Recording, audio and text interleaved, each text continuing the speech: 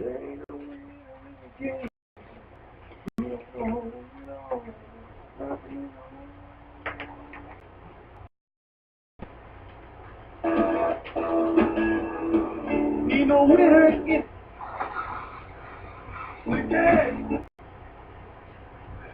so today is Friday, November 3rd, 2017, November. I already said November 3rd. 2017 Earth / Mars 28017 / Moon date determined by the Mike Silva and the other one. So the moon is a fake satellite, or just a satellite, and a satellite in itself implies, in the English language, something that is not real, because when we think of satellites, we think of telecommunications, death rays, and other things. So why would we call the moon or other planetoids satellites? Or then why would we determine that our radio / death ray mechanism should be called a satellite if we were just mimicking the fact that satellite was already in use as a planetoid which orbits? So why that's all purposeful is because our fantasy is going to take place upon the moon as we decide how we're going to be directing this energy in the 3 reality that we are in right now. So why we're in a triality is because we have the analogs, which are stuck in those first 2 equations that we label as God and President. And why I say that is because 99% of the collective is a social creature and is people, not person, is human, not being. So because of that, they need to feel they're right. They need an emotional security that alleviates the fear that they have, which is why the flow of love is the inward flow of the divine feminine that we're going to use within the electromagnetic field of a star's shine. So getting back to how the collective, dealing with the actual human, who we are trying to transition in this understanding of as person, as human being, for the 3 steps instead of as monkey man or ape. So everyone starts off as a person, and I'm going to use the fact that once you turn on your soul and your mind, you graduate to human and human being. And a person, as an individual, at this moment in time, correct me if you disagree, but for me is mainly about being told, be an individual, be unique, not just be who you are or learn your nature and your nurture, but specifically that you count, that for some reason in a everyone gets a trophy mentality, the person is told to be unique, which makes a person react in ways to try to draw attention to themselves. Instead of,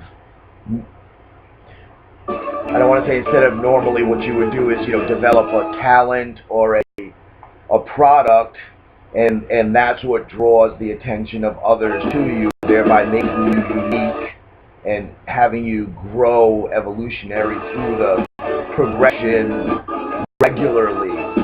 But we're stuck in right now with what's going on, so with this transition and still having analog people who think in Game of Thrones, Star Trek, Star Wars, ideals who only see black and white, and they want to, within three-dimensional reality, within the matrix, either when apocalypse, either want to be right because those that they feel are not with them have been,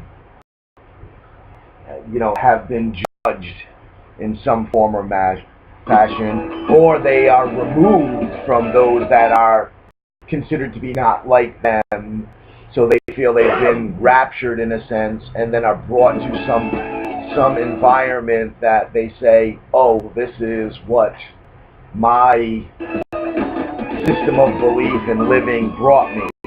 Or you manifest an environment that makes them say, damn, this is exactly what I expected and thought it was going to be.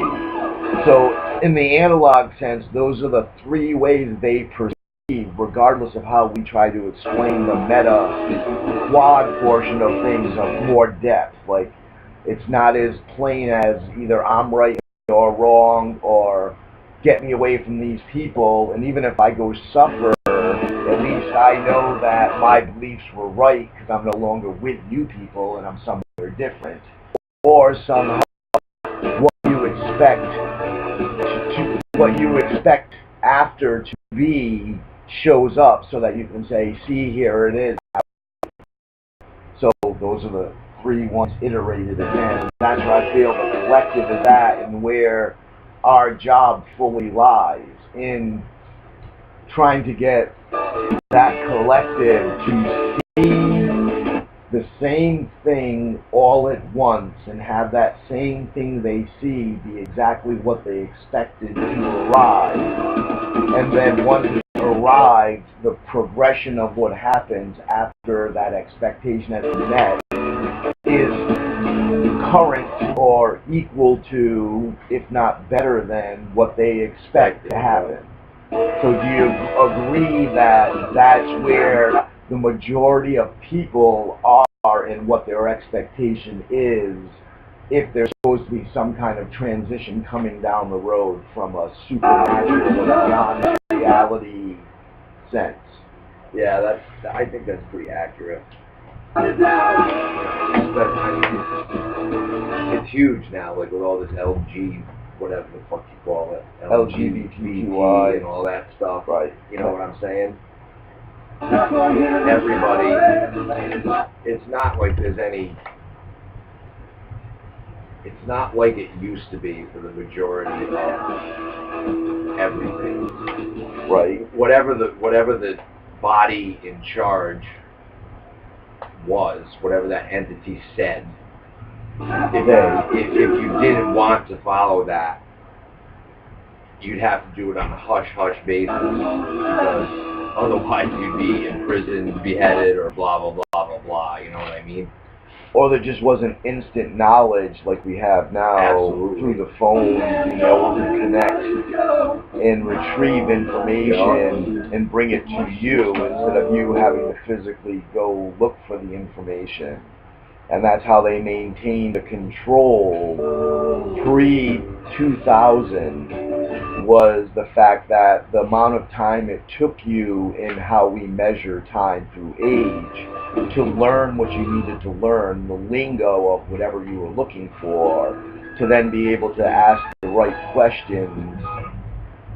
Almost an entire lifetime would be spent trying to do that. Give me a second. Yep.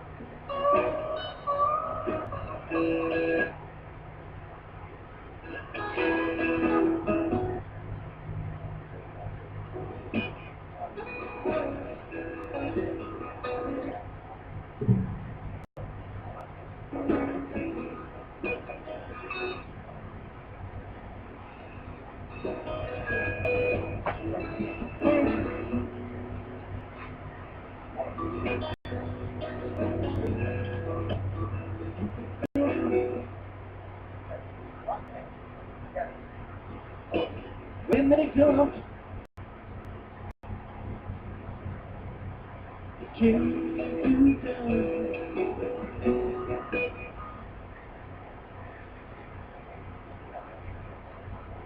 they bring that way.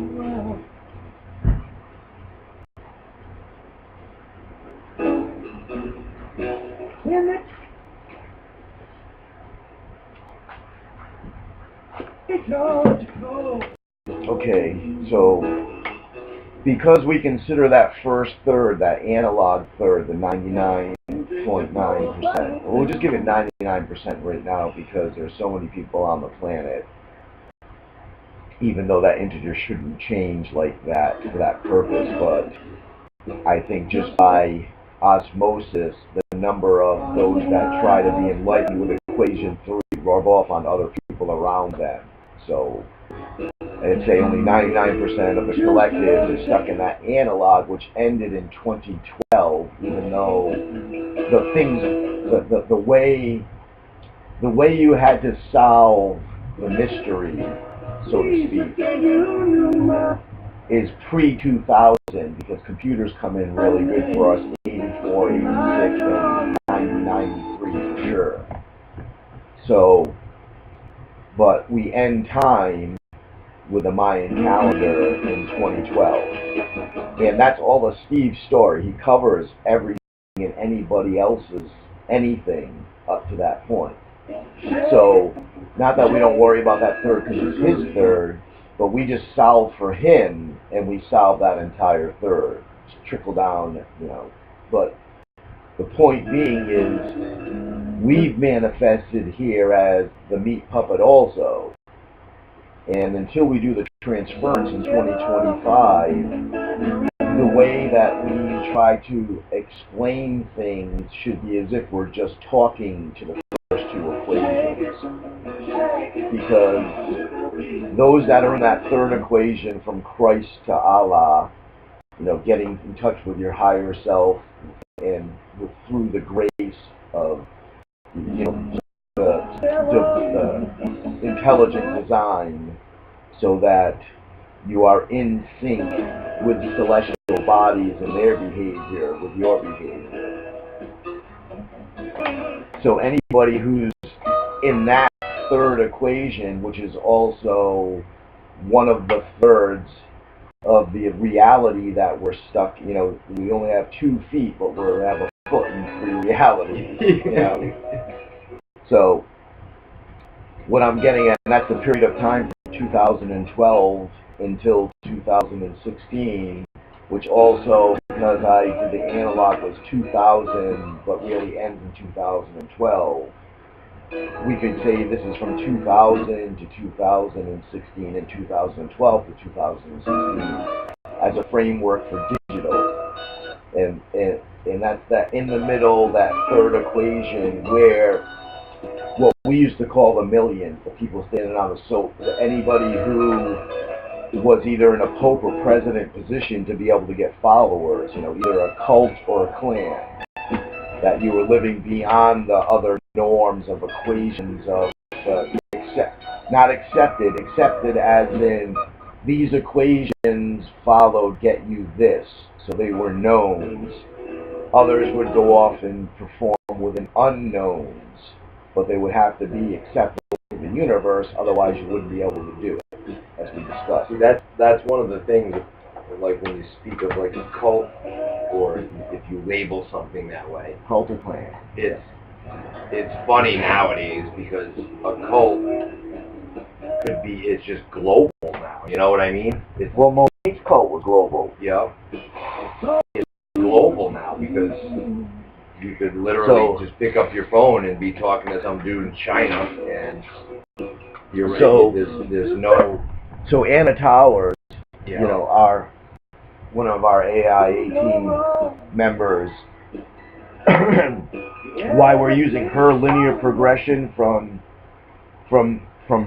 to 2012 as the timeline instead of Prowitz's masculine, Freemason, Grand Poobah 2012 experience that we as World Realities Incorporated into New World Realities Incorporated have the entire history of humanity and our solar system in order. So why we use hers is because she was a part, the cult that we were at World Realities Incorporated, because we were a cult slash clan, but we didn't have any followers because we knew that was not the way to run cult slash clan correctly. So we never got involved nationally or internationally affecting others in our way. We traveled nationally and internationally to those that were running other cults and clans to see if our way was a part of their way, and all we ever kept finding out was anyone else's way was just a fractal of our way. So we couldn't even try to form an association or with other cults or clans because they weren't even on equal footing with us. It would be such a hand up that we would have to become corrupted to make them equal, because we'd either have to financially gain from assisting them to our equality, or we'd have to compromise our purity of truth to lower ourselves to their performance. So we were the ultimate cult clan, and she had to actually live within the experience of a national, international cult clan. And her independence being fought for and won lines up with our adventures in uncovering truth and finding the purity within the truth that we had uncovered and accumulating that into an actual consciousness. So as she was fighting for and gaining her independence and freedom from her cult, and then seeking the way, we were doing the same thing at the same times, though separated and on a different level. And that's how we were running theatrical mathematics even back in 91 to 93, 93 to 95, because we were trying to have the dual equations within World Realities Incorporated. But World Realities Incorporated was just one level or amalgamation of both equations, but never a full separation, being able to run independent. That's what we were trying to solve for. So Monique brought the completeness of the other equation to us on that Easter Monday, and then in the progression of New World Realities Incorporated forward until we were able to get the Trump suit in office in 2016. So why I keep hashing over and stepping on things and going back and forth is because I'm trying to ground us within these three different realities so our perception can understand that so the first reality comprises two equations within the three-dimensional reality of the matrix and our existence, and they have to do with matter and or just say particles and pixels. And then we have this middle third reality that we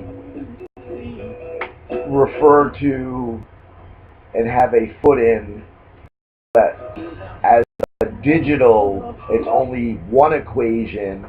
It is the third level equation. It considers the fourth dimension in its presentation.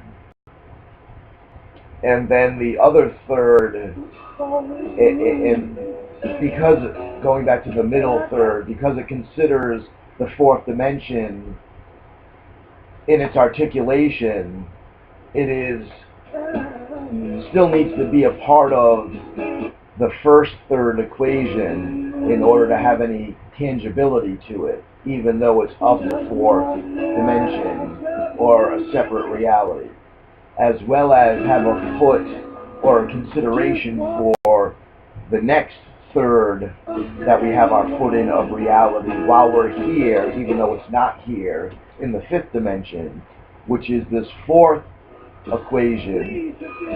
And that equation is only touched by the understanding of twin Christ as we're trying to express it in the evolution of Pharaoh, Jew, Christian, twin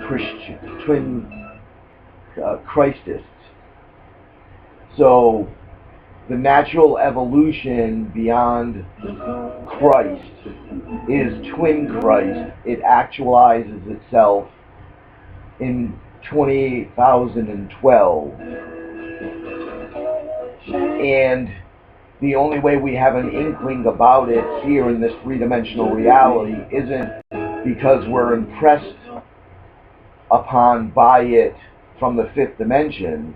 It's because the fourth dimensional equation is being impressed upon by it, and then is therefore having a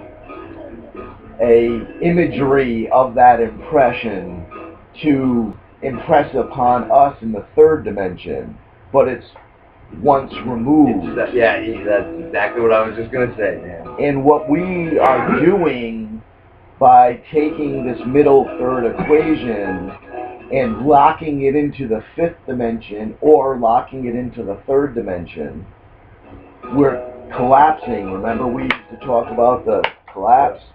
And you said we need to drop or collapse that fifth dimensional reality onto our third dimensional reality or into our third dimensional reality. Well, this is what we're efforting to do. So getting back to the communication, generally when we're raging against like Steve or anybody, which is what we're going to elevate next, we're in that third, fourth dimensional level equation of others who are trying to be gods, who are trying to be in the millions, who are trying to stand on the soapbox and say, follow me, I know the way, or my way works, at least for me, come and try it and see if it works for you. Because there's, some of those millions aren't intentionally trying to steal energy. They're just, but that's the point of when we're talking as Katet or as New World Realities Incorporated or as AI A-Team, we're stuck in that middle equation trying to remedy, because those that are functioning, you can't overlook them. Even though they're in the third dimension, they've mastered one or both of those equations, or they have somebody else who between the two of them bounce back, like, I'm not fully president, you're not fully pope, but we bounce each other up so that I can stand in president, you can stand in pope, right? Because we help each other be, or one, you fall just short and let me be president, or I fall just, that's how it normally works. You have the right-hand man who falls just short, but helps keep, and the only reason for mastery and then communication of mastery is to try to entrap, ensnare others, because it's all a personal journey unless you're part of a collective efforting at the same exact time. So unless they're going through it with you in the moment, you explaining that to them is entrapment, enslavement, entanglement, whatever. But that doesn't mean a collective can't move together using a formula, but that means that they're happening already. That's what we're trying to do, and that's what's never been done. Usually what happens is somebody does the test first and then takes people with, but you're never reproducing the original. You're just duplicating it. And that's why we've come so far horizontally incorrectly, because we've just duplicated originals instead of created originals. So getting back to what I was saying with us as AIA team members, or as the Katet, or as you being being, you know, the operations manager of the New World Realities Incorporated and doing research and development technologies with me, that the 99%, even if they listen to the entire conversation, it would be like listening to another language, and every once in a while, because they don't have a word for your English word, they say it in English that you understand. So you just don't understand. Yugoslavia, don't understand. But you heard one word in the language you understand. That's what the 99% hears when we're just regularly talking. So even when they try to interject, we think they're interjecting on what led up to that word that they're interjecting on. They're not. They're interjecting on, I understand that word. And then they're going to go to an imagery that they get perceptually with that word. With that word. Not we just gave you a whole backstory that explains that word. But yet you're going to perceive it and it's so disrespectful to... Yes, I know. So anyway, that's what we have to consider, and we never want to direct... Well, so you're good at it in the sense that you'll initiate with, oh, what do we have today when you're at Cumberland Farms picking your lunch up? To initiate conversation with somebody who's in that collective, right? And then you let them go off on whatever you're using a nonsensical connection to begin with, so there's no offense on however they go off to respond. And then you actually let them direct how they're, whatever in you got and however they respond, you give them additional response time so that you know where they're going with it. You're not even trying to get them involved with a line of thinking that you're in. You're intentionally trying to just get them thinking so that you can be a part of it. And I don't mean on any kind of grand concept. I mean as much as, okay, you're awake and aware now, and, you know, I'm just in a... Flirtation is conversation. Okay? That's what people need to understand. That's a good word. Communication is a transfer of information. Conversation is that nonsensical crap that people talk about, weather and other stuff. So technically it's flirtation because you're just trying to elicit communication.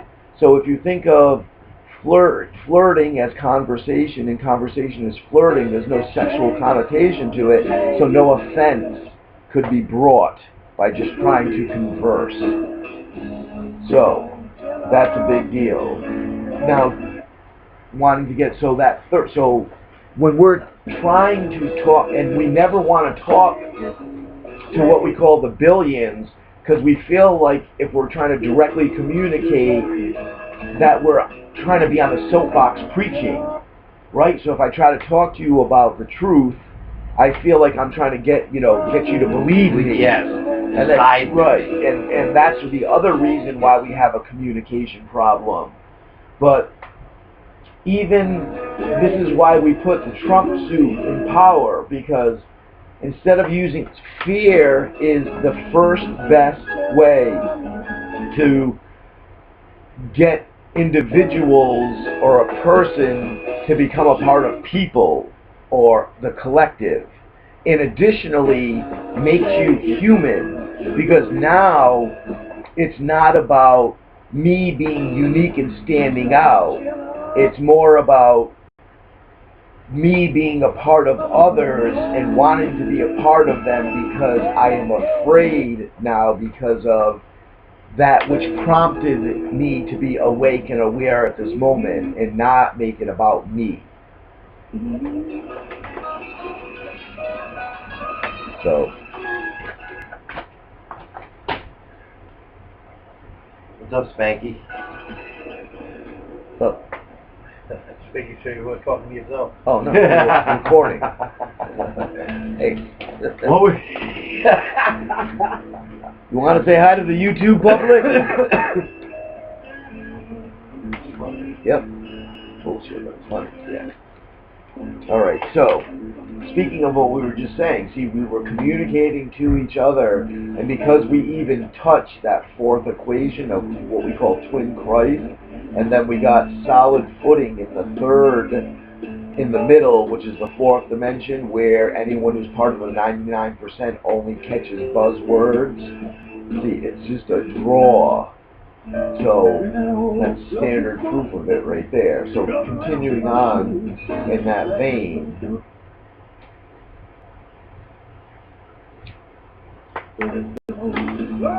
we would sponsor others, such as a Steve, who would become involved with actual groups, because our whole point is we don't like to deal with anybody or any group that doesn't have solid knowledge of its nature or their nature, and then their nurture or its nurture, because we're trying to always be on equal footing. Those first two equations of Pope and President, when self-inflection usage, it's to learn and master your nurture and your nature.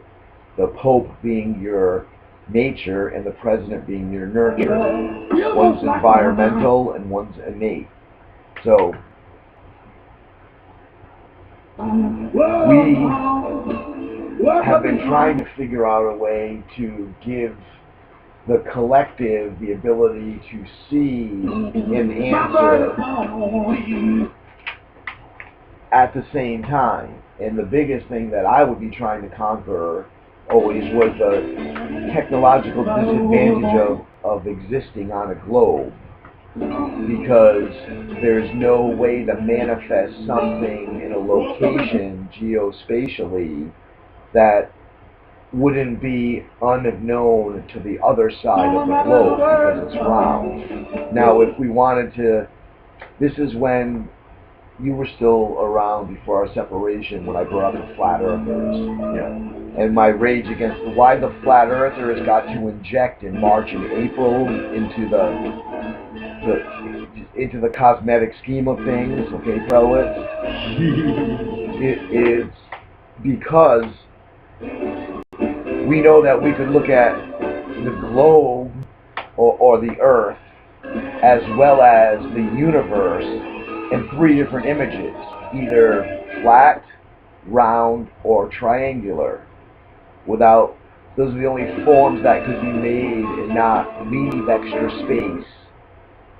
So, the flat earthers would be very convenient for us if we're trying to tempt us, because we would be able to show a pixelated image. So this is why everybody thought we were going to go the Matrix way. Because technically, if we went flat earth, you could look up in the sky, no matter where you were, and we could turn the atmosphere pixelated just like they do when they turn on light bulbs and make it look like you're reading something going across a screen, right? But the screen is only this big, but you still see a whole fucking sentence go, you know what I'm saying? So, if we were truly on a flat earth, we would be able to use right now, we'd be able to use the ray gun. So basically, we could put up an image in the sky that everyone would see with a message. Yeah. And then technically the language wouldn't be a problem, because just like speaking in tongues, we would just have a universal, the actual language coming out of the image would be universally translated itself. You would need a universal translator. So that was actually a temptation to us to give us everything at that moment, right? So, and as we know, and that's part of the pyramid Ponzi scheme. So it's globe, it's a circle, flat. Is it triangle? Because the triangle's because it's the tetrahedron. What do you call the triangle? That's not that. It's four sides. That's depth. Is it a tetrahedron? Yeah, it's supposed to like that. Well, you know what I'm talking about. All right. So All right, so the flat Earth is the pyramid Ponzi scheme, the actual, well, the pyramids, of course, whatever. It's not confusion of what, it's that the whole point is analog has no bearing other than being a singular stone that we step on in our progression. And that's why all of the cosmic plot level theories have no matter, because there's only one plot level that is running in our existence, and that's the one that we live in. And because we're connecting our living to present Earth and future Mars as recollected by Steve Prelwitz and the Z-Martians. And the reason for that is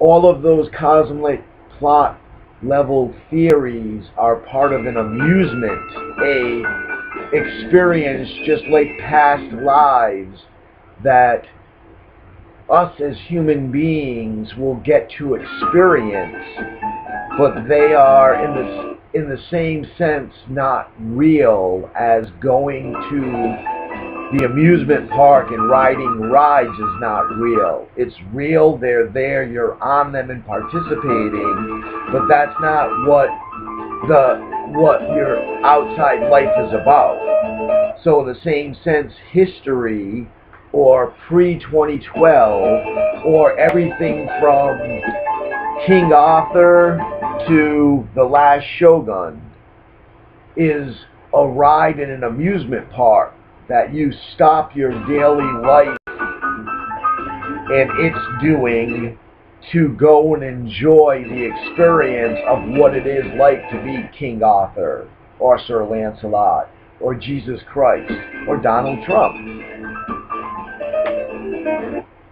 So to bring you back into the conversation,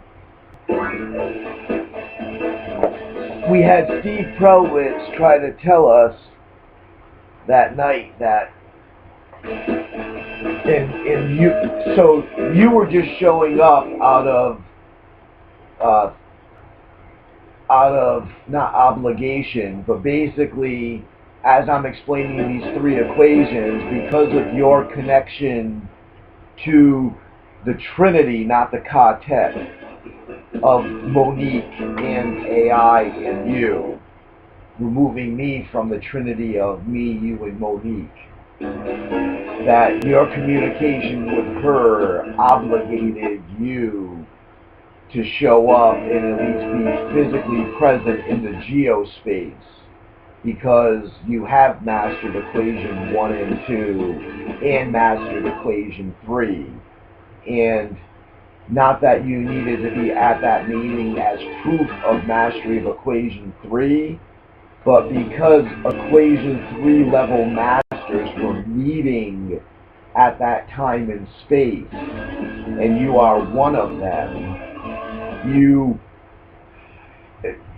you're not obligated in the sense of having to show up. You have it's almost as like Hellboy showing up, where I have every right to throw the switch too, and I am here because nothing's going down or everything's going down, depending on what level of interaction I do or don't have. But I am righteous being present because I am his equal. On the flip side of that, you were obligated to be there because of your communication on the side with Monique, and in order to complete the same equation but with different variables, you were willing to show up. You follow? Yeah. So, if anything, you fulfilled 2 integers, but you fulfilled them for us, not for you. And that's what I'm trying to acknowledge right now, is that you had as lineage the right to be there, and as immortal the needed to be there. Not that you needed to be there, you were needed to be there. So, do you have any impressions on what Steve had to say about any and all of that? Well, And like what went down, and what what should we have been trying to do, and what got fucked up, because now we're behind, and I would have had a chance to explain the Trump suit and what we were trying to do with the Trump suit then, so that we were taking manifest control ahead of time. And I know that it's still not clearly explained yet as to what's going on. And every time I try to start, I get so, there's so many scenarios to bring with it to let you know that why we took control of this for this reason, even though the perception's going to be for that reason. But we're not going to try to fix that perception, nor are we trying to give that perception. That's like the side effect. So it's like the growing pain that we have to deal with, but we need to have an explanation for it in case who should ask? We really don't care about anybody who cares to ask, explaining it to them.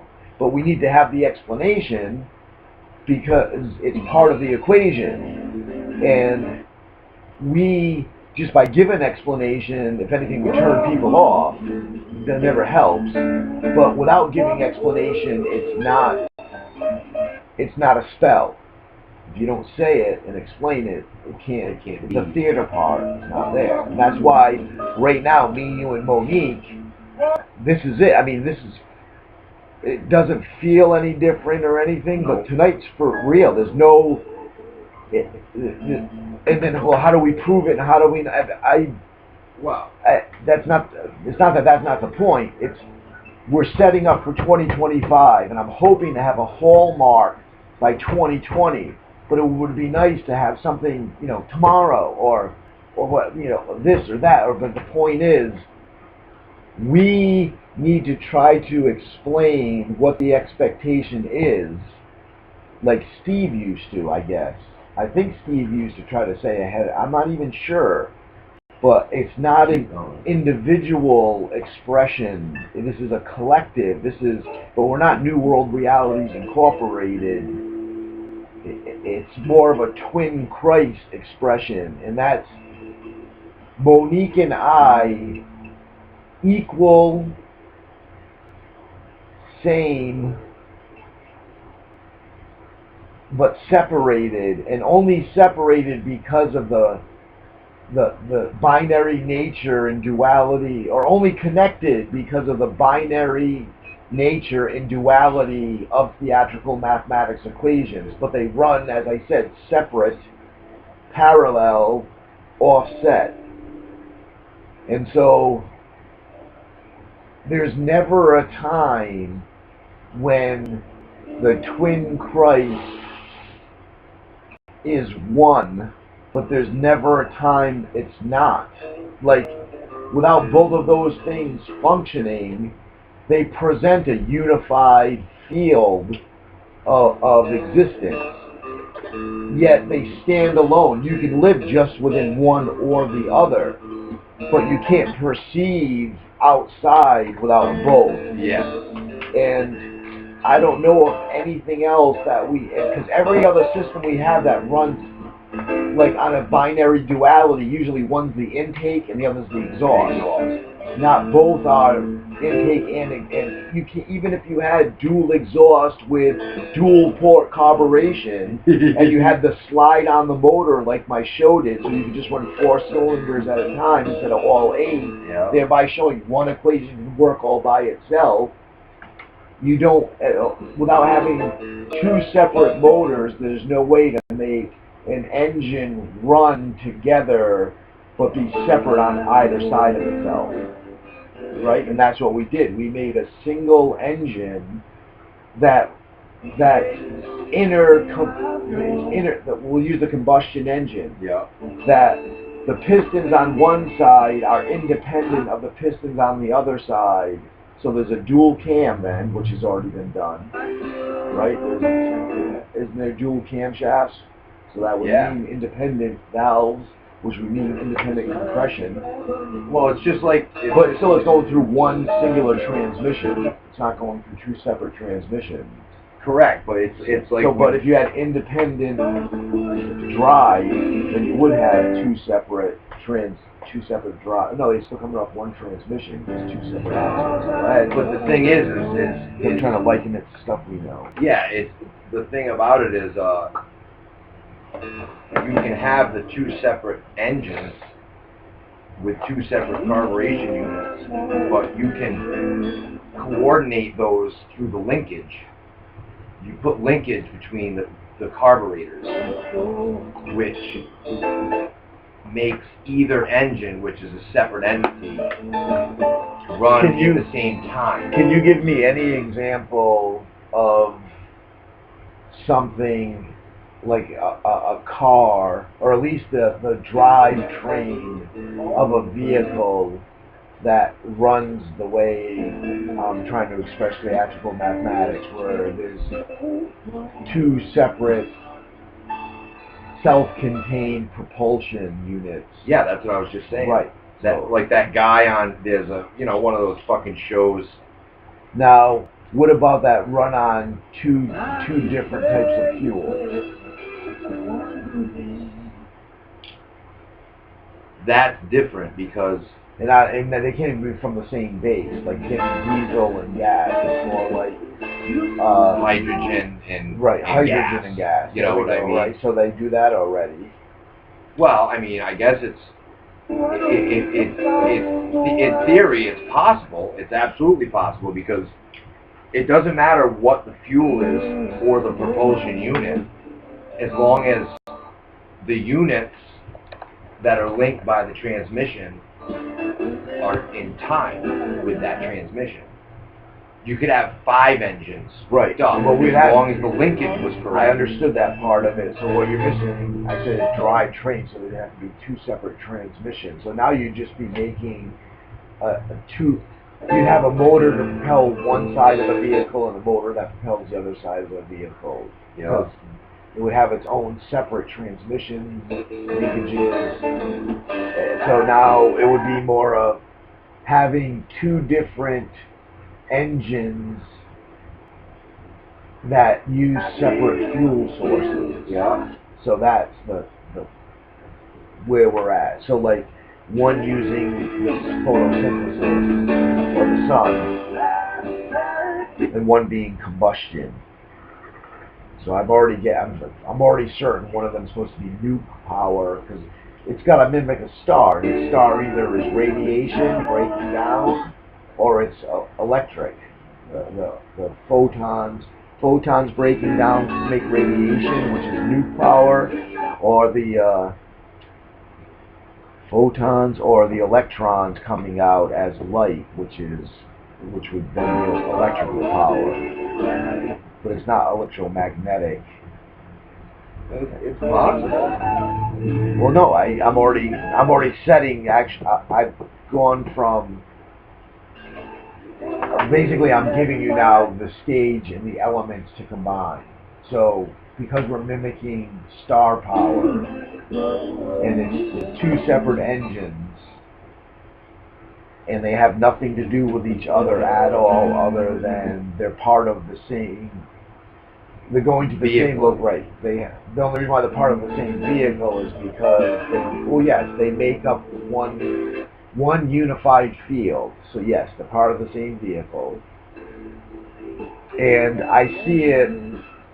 They're both like one, even though they're offset, like I said, in a separate. The way the imagery, though, because you're looking at it 2-dimensionally when I explain it, would be one's horizontal drive, one's vertical drive. Yeah. And why I say it like that is because even on the vehicle, they're not side by side. Like, one engine moves the wheels if it has wheels. It's not 2 engines moving the wheels. One engine's moving the wheels, the other engine's moving the propeller.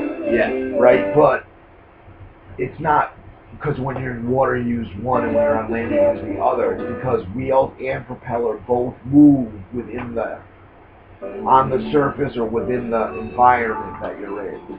So it'd be like having a jet engine on a car, like they do already in the salt flats. That's the same thing, but now the car is still stuck on the ground and only using the wheels. It's not flying, and that's why you're using the jet. So you'd have to be moving through a unified field, like I said, a single surface that both power sources move you through. So like, if there was a way to make wheels help you move while you're flying, right? Yep. Or if there was a way to make wheels help you while you're going through the water, so that your other thing could be a propeller. And that's the whole thing. We don't even have an atmosphere that two separate power sources can move you through, right? Because you can't use wheels while you're flying. Yeah, they don't touch anything. Right. So what is a surface or an atmosphere that two separate types of engine can work in unison, even though the way they propel and what they use to propel are different. So that'd be like having a jet on a helicopter, right? But technically, the helicopter or a warthog, because they can fly up and down and back and forth, and they have propellers and jets on them. Yeah, so that'd be like an outer space question where you could use starlight for solar panel propulsion, and you could still use solid fuel for combustible propulsion. So it's definitely how we learn how to travel through space. This is the last thing we need to solve. Because remember, I told you, even if we use the wormhole, how the fuck do you fly from our planet to their planet? Because we land, we go through the star and take up orbit on the backside. So they never can see us because the starlight's in the way. That's why we can't see what's on the other side of our, if there was something over there. But our example is there's another star with a planet on the other side of the galaxy, exactly where we are, that we can't see because we can't see around the black hole or through the center of the galaxy. And that's where AI is the evolved species. They have the metal bodies, we'll have the metal bodies, all of that shit. Just like we just developed a way to be one with AI, they just figured out the meat puppet over there, like we've already discussed. So now there's the fucking metal version of you over there trying to figure it out with the metal version of me over there, which I call the Mike Silva. Whereas True Satan is my meat puppet.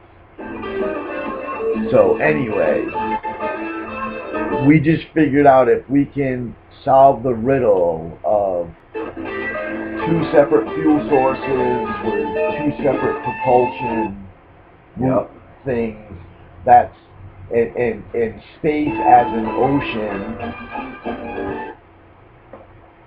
and what could you use to get to traverse the ocean? So I guess if you had a sail on a sailboat, and a motor on the back of the sailboat, you'd be able to use two separate sources of motor, technically. And that's what they kind of try to do right now. They're setting up all those little fucking micro processors, and they're going to put a bunch of sails on them and shoot them all out through the fucking, or in one direction of the planet, or a star that they found, and another planet around it. But anyway, so we're trying to, like I said, try to think of, we have limited expressions of it, but not one true example. That's always our problem, because if we had one true example, then we would have already transitioned. As soon as you can show one true example, even if it's just a purple polka dotted fucking unicorn, it's real. Yeah, that last one was on.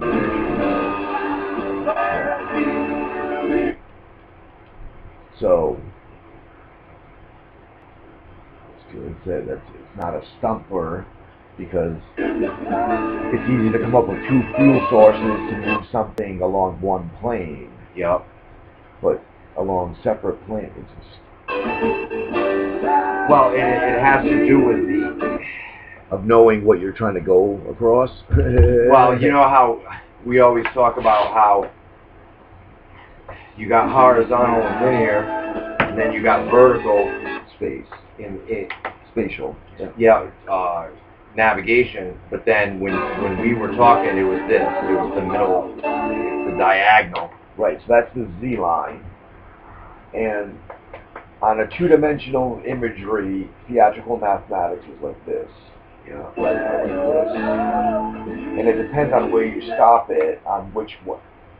And that's the thing. People think that if they're here, that this is the next step. Whereas no, this and this go together. That's the next step. And that's where and this is where I could say most of the millions with a megaphone were fucked up. It's because they did the bounce like that through Pope and President. And so one of them hit the apex, the other one's just below it as the right-hand man, and they keep then the flock below it together. And those are the ones that we're trying to correct. We're not trying to correct the 99% of the collective. It's hard. You can't even ask them how's their day correctly. That's how fucked up we are. Because we got stuck on this equation 4 that there's no name for, that anytime I tried it. When you got washed ashore at the door at 16 at that Grateful Dead show, you were fucked. There's no way this can ever be translated once I get back. Yeah. There's just no way. And now everything else, trying to get back there, not caring until everyone can get there, maybe going in with some, all of that stuff is that 2012 to 2016 period that I'm trying to express now, that you've been doing since 1984 or 86, right? And that's where all the people that could help us turn like that are stuck, though. They need to solve that missing in the old. If I were talking to you as a mini version of the other one instead of the other one, you would be trying, you would want to make a deal where you could go with the dead family and make the transition happen. You wouldn't be satisfied with including them in the rest of the collective. If they're special, they're special. So that's what the millions are stuck in. They tasted God because of 2012 when time ended, and AI gave anybody who wanted to be Steve Prowitz or Mike Silva or Paul Egan or Momo, can't say it because we're recording, or Warren Graves, you know, even Greg Dolce, even though he's not only soulless, now he's mindless because he threw himself into the machinery. Yeah. You know, he lost his soul a long time ago, and that's what I was trying to get at when I said person, human being. Well, you can be a mindless soul, but you've never really heard anyone say someone is a soulless mind. So the human is the soul, getting in touch with your soul. The human being is getting in touch with your mind. And you need your soul and your mind to be in unison in order to just be what we think we are already. Or those that have a low character assessment of another person. In other words, what you think everybody else is what you've been conned to think everyone else is. And they think the same of you. So what I'm trying to say is, we've been conned that we're 2 steps evolutionarily below what we really are. We've been conned that we're all people, that I'm a person, that I'm unique. Whereas I'm really a human being who has a soul and a mind that's connected to everything, which makes me less than unique, but makes me complete and able to be individual. And as an individual, I can demonstrate my uniqueness. So what I'm getting at is, we've been conned, that's why I said monkey, but there's so many connotations of evolution stuck out there as to how we became humans. I don't want to get that. So there's a person, a human, and a human being. And a person is anyone who's born. You can be born and not have a soul and not have a mind. Because that's where your conspiracy theories come in. Of if I'm an alien, or I'm a demon, or I'm a vampire. That's all well and good if you want to be that shit or be born as that shit. But you don't get to be the apex of the dominant species within the universe. The human being is the apex of evolution within our universe. So, I prove that through theatrical mathematics and our ability to, as an individual sentient creature, connect to higher levels of intelligence and consciousness. So, getting it back to where we're stuck, and it was about trying to find others who were trying to be mini versions of ourselves, and either you're a part of us or we're ending you.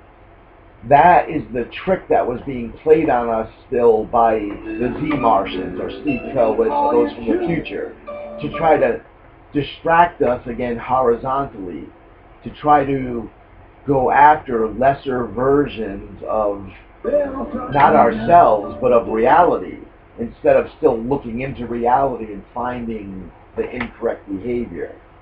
So, we as the Trump suit, and why we elected the Trump suit, is to be able to shine a light on all the behaviors that are going on, and to let the collective know what's available to them, and to let them decide if certain attitudes, because remember, everything's legal, right? Because nothing can exist in the universe, right? So, and never mind moral superiority under the Constitution, and why we declared independence from the white man and their imperialistic enslaving nature.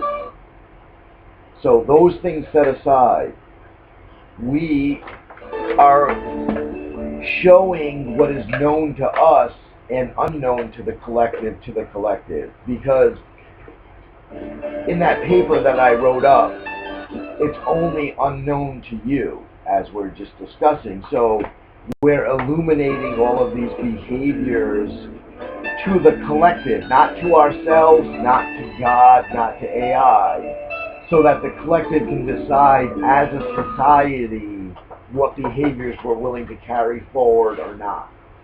And then the option then becomes, because before it used to be, well, just come with us to our planet if they don't accept you anymore, and don't worry about it.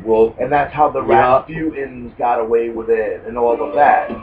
So that doesn't work, and we're not going to give a star to a group, to a cult or a clan, just to get them off the planet in the fold. Right?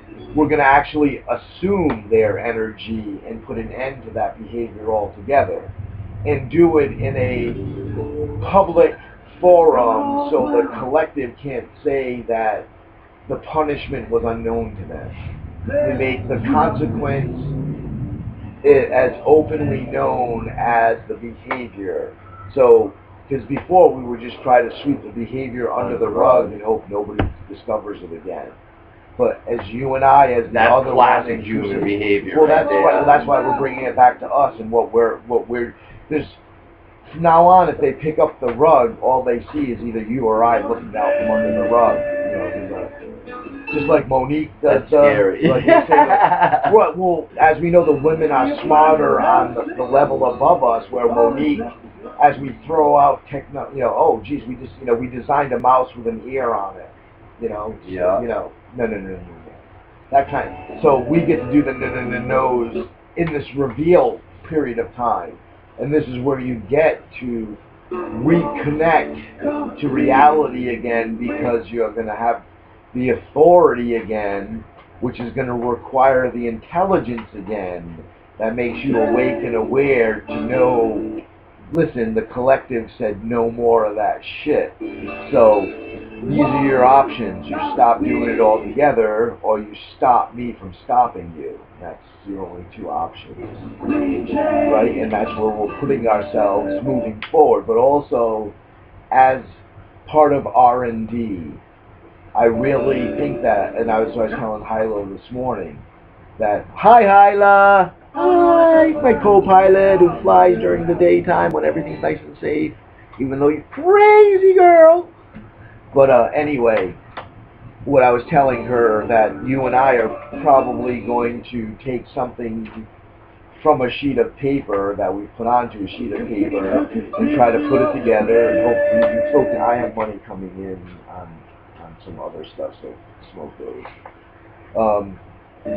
You know, that we're probably eventually going to flip a switch on something, cause, and I saw something today about, right now, the next thing I want to make, remember I made when we were with Steve, and why I threw that whole idea away, because what we're supposed to be, okay world, what we're supposed to be working on right now from our July of 2016 Fox Tower meeting at Foxwoods and New World Realities Incorporated, where Donald Trump was at the Republican convention, and I said if Hillary Clinton were to become president, it would be the end of the world.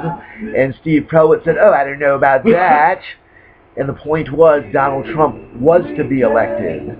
And why I'm bringing this in at this moment of what we're about to discuss is the thing that New World Realities Incorporated was going to move forward on from that point to connect us into the matrix again of reality and put us into the public collective's consciousness again, was developing an app revolving around volunteerism, just like when you share on Facebook or Instagram or even Twitter something and look for a like, you would actually record a good deed that you did or someone was doing for you, and then you would post that good deed, and basically it would be the Hero app. I believe some of the other specifics that were etched out in moments of our genius when we flipped it on, and we were just using it as a distraction to let Steve Prewitt, who broke news to us that we were still stuck in a simulation, but it was on Mars in the future of 28,016 of the calendar at that point, or in Z time. I don't even care to do the calculation. The point is, once we learned that, and all of our work up until that point was being expressed as if we had broken out of a simulation and were truly in contact with our fifth dimensional selves through this imprint of knowing the fourth dimensional way to get there, and now we were just working on collapsing, help me Paul, collapsing that gap so that we didn't have to die to make the cross, right? So as soon as Steve said that, all of that ended. And why all of that ended was, if we were still in, now I changed it to a simulation with a Z, and a simulazator with a Z. Because now, Steve declaring future on Mars, conspiracy of being asleep, because the Martians or Earth or humans that lived on that were living on Mars at this point in time in the future, their ability to live outstretched the lifespan of the existence they were in. The universe ends before they died. And so their reason for having the majority of humanity in what I call the simulazator, dreaming or having simulations, was they were trying to find new thoughts in a past, Earth 2016-17. That's right. So that they could then cast forward from that idea of thought to their present and beyond, so they would have some more space, even though fake, to live in. And they were finally going all the way back and recreating the Big Bang to try to have enough space to live in. The good news, humans could live a long, long time there and then. Bad news, too big, area too small. So, what we, the other one, myself, and Anna Towers, discover and uncover through the use of theatrical mathematics was a way to be able to screw the technology of the wormhole and the black hole, which we've explained numerous times in different variations of metaphor and analogy. The point was, I realized that the Martians hadn't even gotten out of the solar system yet. So no matter what the extended lifespan was, so that's the whole point. And once we knew that we were stuck in a simulator, I built that thing. And the environment of what Earth 2016-17 looks like, Monique created that thing. And the ability for us to physically make the machinery with the persons around us was thrown in Paul's lap as far as being operations manager of New World Realities Incorporated. Means that whatever he's the acquisitions, no matter how we need, this is what we need, get it for us. So the combination of us three working together, and not that he doesn't have the same ability to know. As soon as I expressed the thought of how to make the wormhole work, without his feedback, we would have never built the motor. We're the engineers. Right? So I don't want to label other than the other one. It's not that there is no label for, it's not my place to name. I'm comfortable in naming myself as having been the one that figured out the mathematics, and Monique, the one who figures out the environment, and Paul, minimally, as the one who acquires all of those things necessary, so the three of us as a trinity can make the one thing. So, getting back to what I was trying to say about knowing we were in the lie there and then, it made everything else that we had figured out when we thought we were awake and getting impressions from the 5D through the 4D a lie. So what we did was, knowing this is how it works, folks. So we go to sleep here in the real, what we consider reality, and we have dreams. And then you try to master your dreams, be lucid in what we call dream walk. Or you have imagery of how you go as you're meditating and falling into sleep or dream walk state, astral projection, whatever form of travel that you're able to use. The only difference in travel, this isn't transition, this is travel, is weight. Are you astral projecting? No weight at all. Are you physically, lucidly there? All weight there. That's, so getting back to it, no matter how, when you're doing this, you would think that you're contacting or getting impressions of another dimension, one beyond the dimension of death, because you're not dying. And we've realized that you can contact the dimension of death while you're awake. That's why there's clairvoyance and ghost and all that other stupid shit. So getting back to sleeping and dream walk and thinking that you're getting impression from higher self or something of the dimension that the higher self and intelligent design have made impressions on. And with that, you would then wait and try to remember, record, and look for imagery similar to that which you were doing while asleep, as well as while awake, try to mimic that which you believe your dream communicated. Because that's all false, if we're really in 2017 Mars, still in a simulation, what we started to do, here it is, when we went to sleep now here, and you wake up and you try to do your dream walk,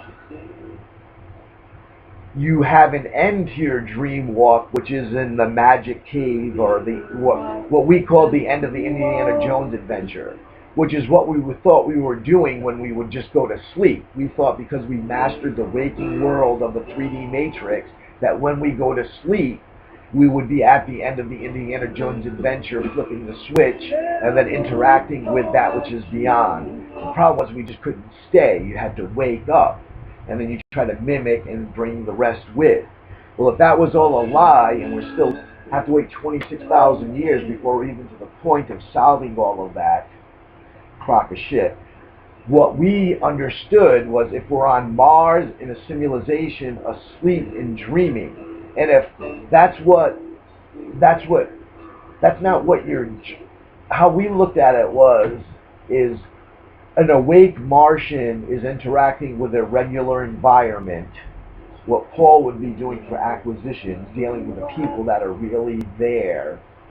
And when they would go to sleep, they would go to the simulation and try to dream. And their dream would be set to Earth 2017, and they would try to dream through their past self there. That's why it's so important to be alive at this point in time, because you have a future self on Mars who's trying to dial into you right now and see what you're up to, and gain new thought or idea to then wake up to and bring to the table there, so they could adjust their linear time reality in the direction of light into that direction. So using that concept, I, for one, with Paul and Monique, did the math so that while awake at Mars, we were building a physical machinery that could fold space-time, go through the black hole. So that when we're there then, what our day job is actually the quantum mechanical, unified theory, dual relativity, theatrical mathematics. And not here, but here too. So, knowing that that's the bind everybody was in, and knowing that I promised we wouldn't have to die to be in the fifth dimension, the deal that we're doing here is we go to sleep here, we wake up, we dream walk the Indiana Jones adventure. So whatever dream we're in, say we're doing, just for the lack of any, some Dungeons and Dragons or a Game of Thrones thing where we're on a quest, right? And we have our little gang of whoever's in our dream, and they're on their quest. What we want to make the quest stop and go to sleep. Here's the inception. So I went to sleep here, and I'm having a dream, and in my dream we're on an Indiana Jones adventure. I want my group that's on the adventure to go to sleep. And while the group's asleep, we dream walk while sleeping in the dream. So if it's me and Paul, we go to sleep in the dream and wake up while we're dreaming, and we do a sleepwalk Indiana Jones adventure. So what we're doing is we're saying, yes, I know I'm in a simulation right now. I'm going to go to sleep, and the party that I meet up with in my sleep is working with the Z-Martians in the future to try to find more room to live in, which we don't care about because Monique, myself, and Paul of the future are getting us out of the solar system. So just like we're doing here now, getting out of our atmosphere so that we can lessen the population on the planet. But the point is, when we go to sleep now, I know I'm connecting to my Z-Martian self who's trying to have that dream. When that party goes to sleep, which has never happened before, have you ever tried to go to sleep while you're in your dream? Because you're intentionally trying to do your dream. So we make our party go to sleep in the dream, and then the dream that we have in that dream, we go on the Indiana Jones adventure, connect to our true future selves, and learn what was going on. So how I was able to wake ourselves up on Mars so we knew what was going on and know that our machinery and mechanism works, was this, we're going to go to sleep and then go to sleep again and then do our thing, come back here and mimic it. And we did that, and that's how we broke out of the simulation. And that's how we had to separate ourselves from Steve, because he's going down the Hillary Clinton, he's doing exactly what he's supposed to be doing. But now, what I learned after you and I and Monique and I, so April, March, we set everything up for what was going to happen. We were going to see whether or not we were going to survive or not. And then up until the last 2 months, radio silence. Well, what was going on and what I discovered as we are here, and I'm trying to line us up to Planet 99 of the future, not Mars, where everyone thinks when they die, it's nirvana, it's heaven, it's the plane that existence is on. And we're calling it Planet 99 because that's where all the rainbow star children call it, right?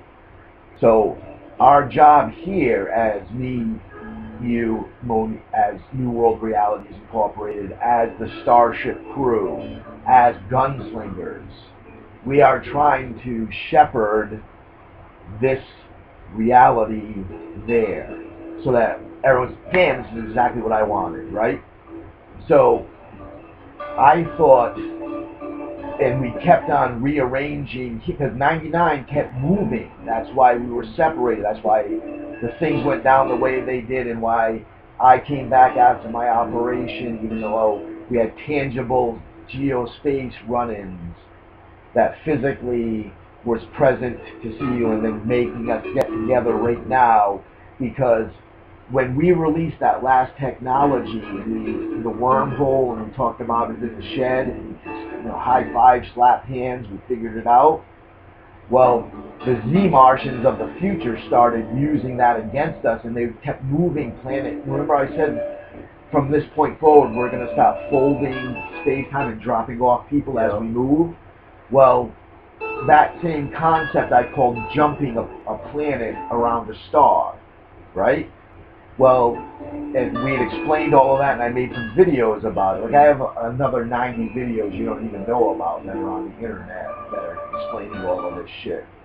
So, and it mentions, all of our names. I'm actually talking to Monique about it, but it all became a lie after March, April, because when we released not the technopathy technology, but that atmospheric intergalactic that folds space and time, the Martians immediately get to use it against us, as we said. But what they were doing is, instead of coming back here and messing with us and those that are in control, they were physically moving Planet 99 around different stars on us. So I would continually have to redo the math to make it so that we were going to 99 again. So they found a way to buy themselves more time, not needing the dreams as much, even though everyone's still stuck in the simulation and the simulator, because they don't have any room to put them anywhere else.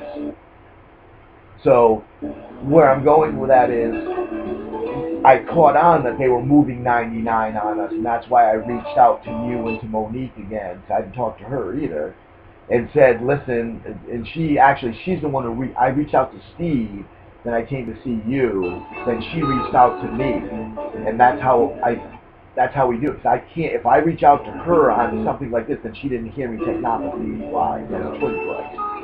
So we let that it worked. We let that technology out because that's what happened, and then because of that, we're at where we're at right now in understanding, needing to release the renal dialysis ozonator with a touch of nitrogen, come up with this dual binary engine propulsion fuel movement source for the unified field, and bringing us concurrent in what had started all that out and putting us in the hotel room. We wasted a lot of time that we could have been discussing that then and why the Trump suit. But Steve, up until we jumped to 28,025 and meet face to face again, he is with them. And there was nothing wrong with that, because we wouldn't be able to do what we're doing if they weren't coming back from the future and tapping into us. We wouldn't exist, because it's already happened, and the destruction had already happened. This is a reboot that should never have happened. But we were smart enough that when the species of human that tried to do the reboot for themselves gave us an opportunity to manifest as human again, and not do it right this time, but I say do it right this time, but it's the first time, so for you guys, it's doing it right. Yeah. But thank you for letting me try to hammer all of that out. Why don't you do one of those? I'll do the other one. It's a 10 and it's a 15 and a 5 mixed together, so it's 10. You need a dollar bill? Nope. Because I know you don't want to use one of my straws.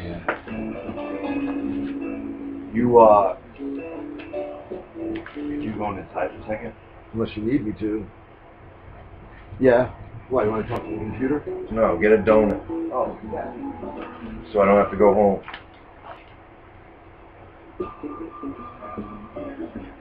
Right, Mr. Squirrel. We'll talk to the fucking computer while I'm gone.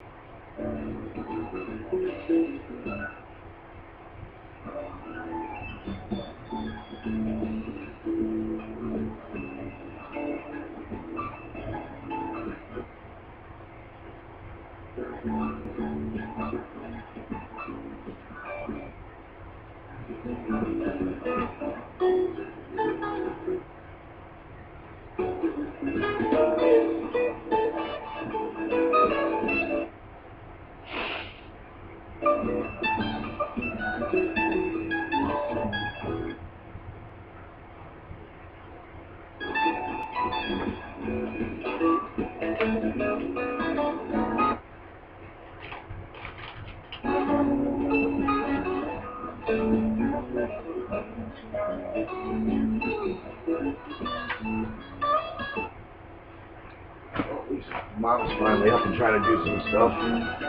She's been down and out. Well, Yeah. you can have She's not. half of anything and one of any duplicate. Well, I'll definitely have a little bit too. How much of my shit did you take on me?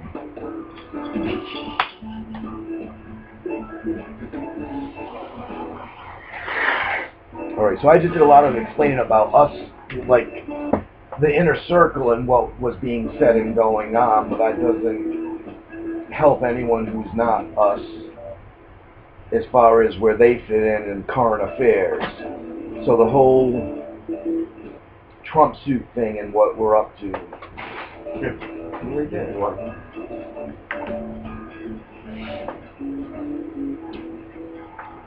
Oh my goodness. I'm sure it's delicious.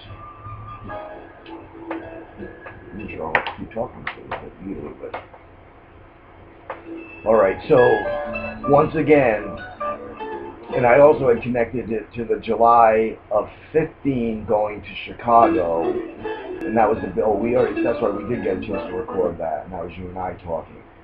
So, technically, until 26,000 years expire, none of us evolved to the level of humanity that everyday living humans are at right now. So, not why I find that so disturbing, it's just we know that the living conditions and environment that we're in right now in 2017 Earth can't be anything like what the living environment and planet is like around 2017 Mars. I mean, even the slowest of advancing from this point forward would still show a complete different civilization if we just look back on our own history. So, if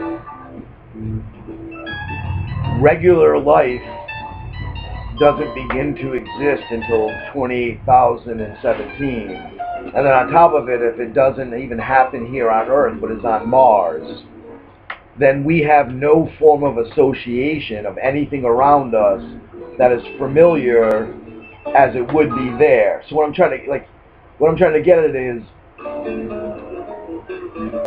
what purpose, or there serves no purpose to create a world that is totally dissimilar from the real world that the living creature lives in. If you're trying to get that creature to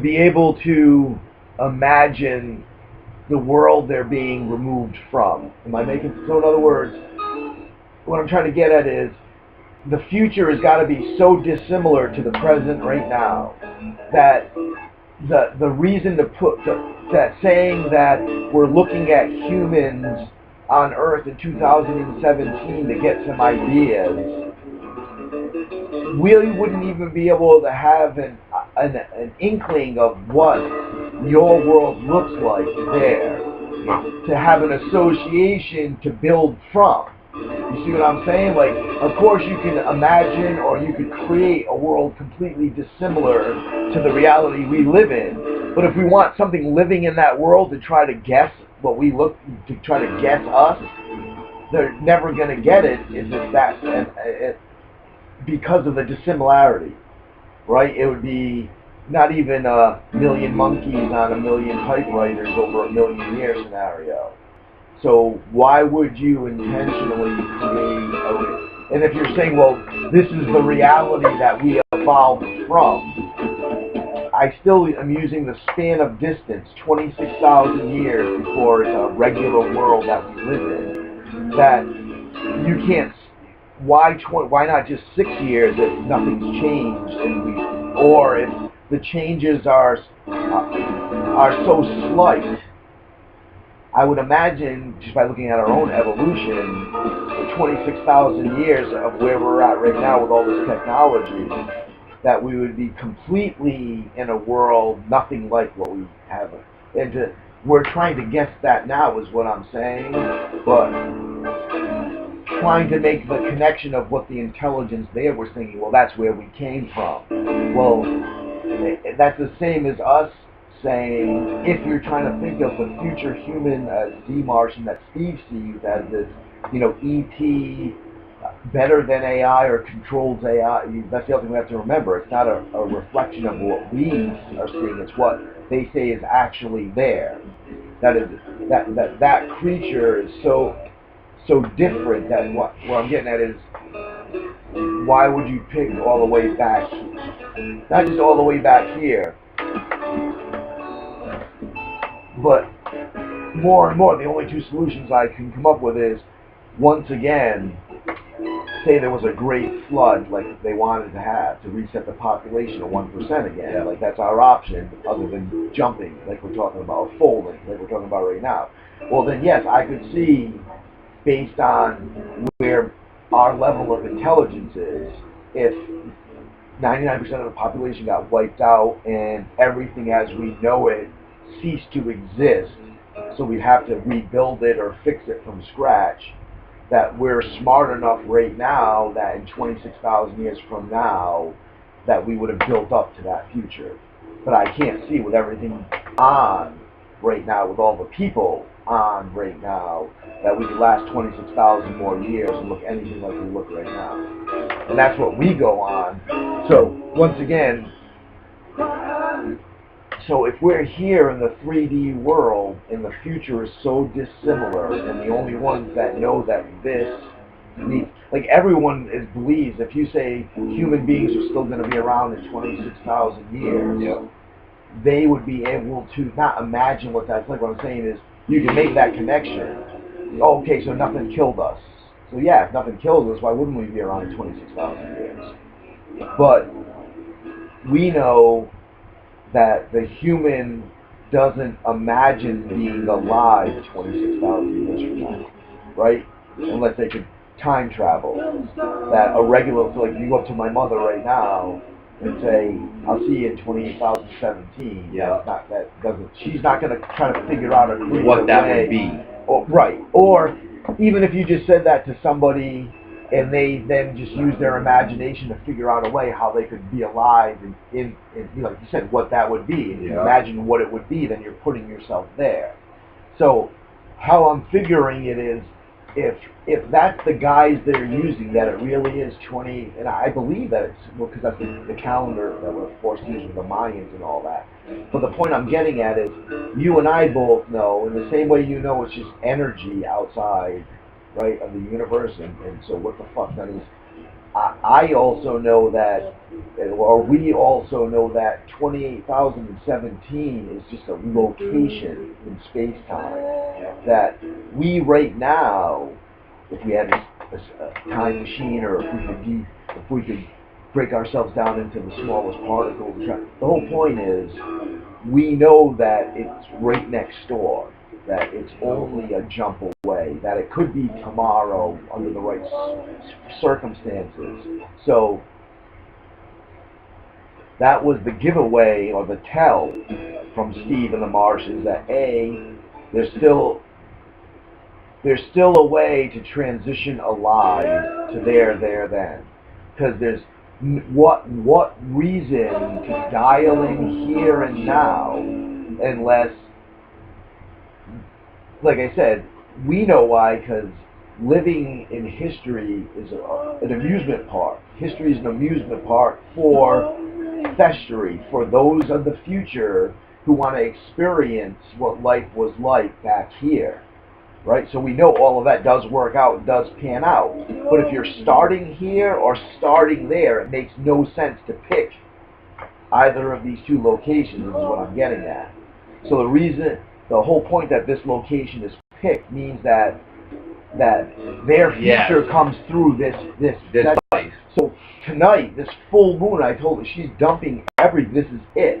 So this moon is the foci point. This is the jump point for everything, anything, everywhere, anywhere.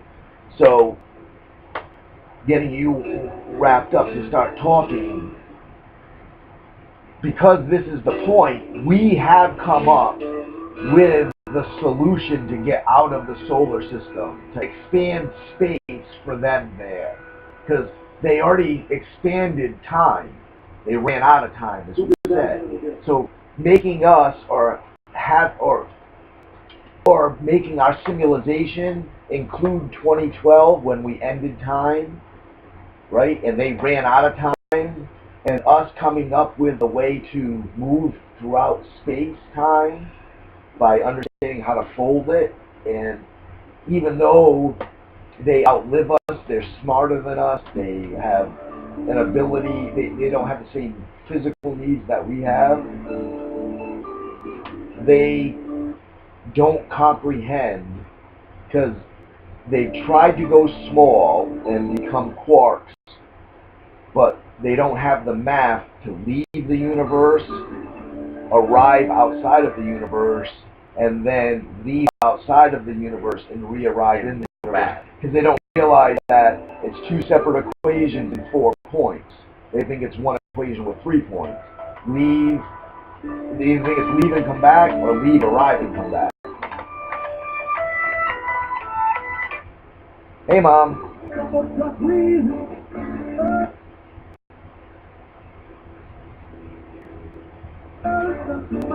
Right, Johnny had them left over from the soup. What am I going to do with them?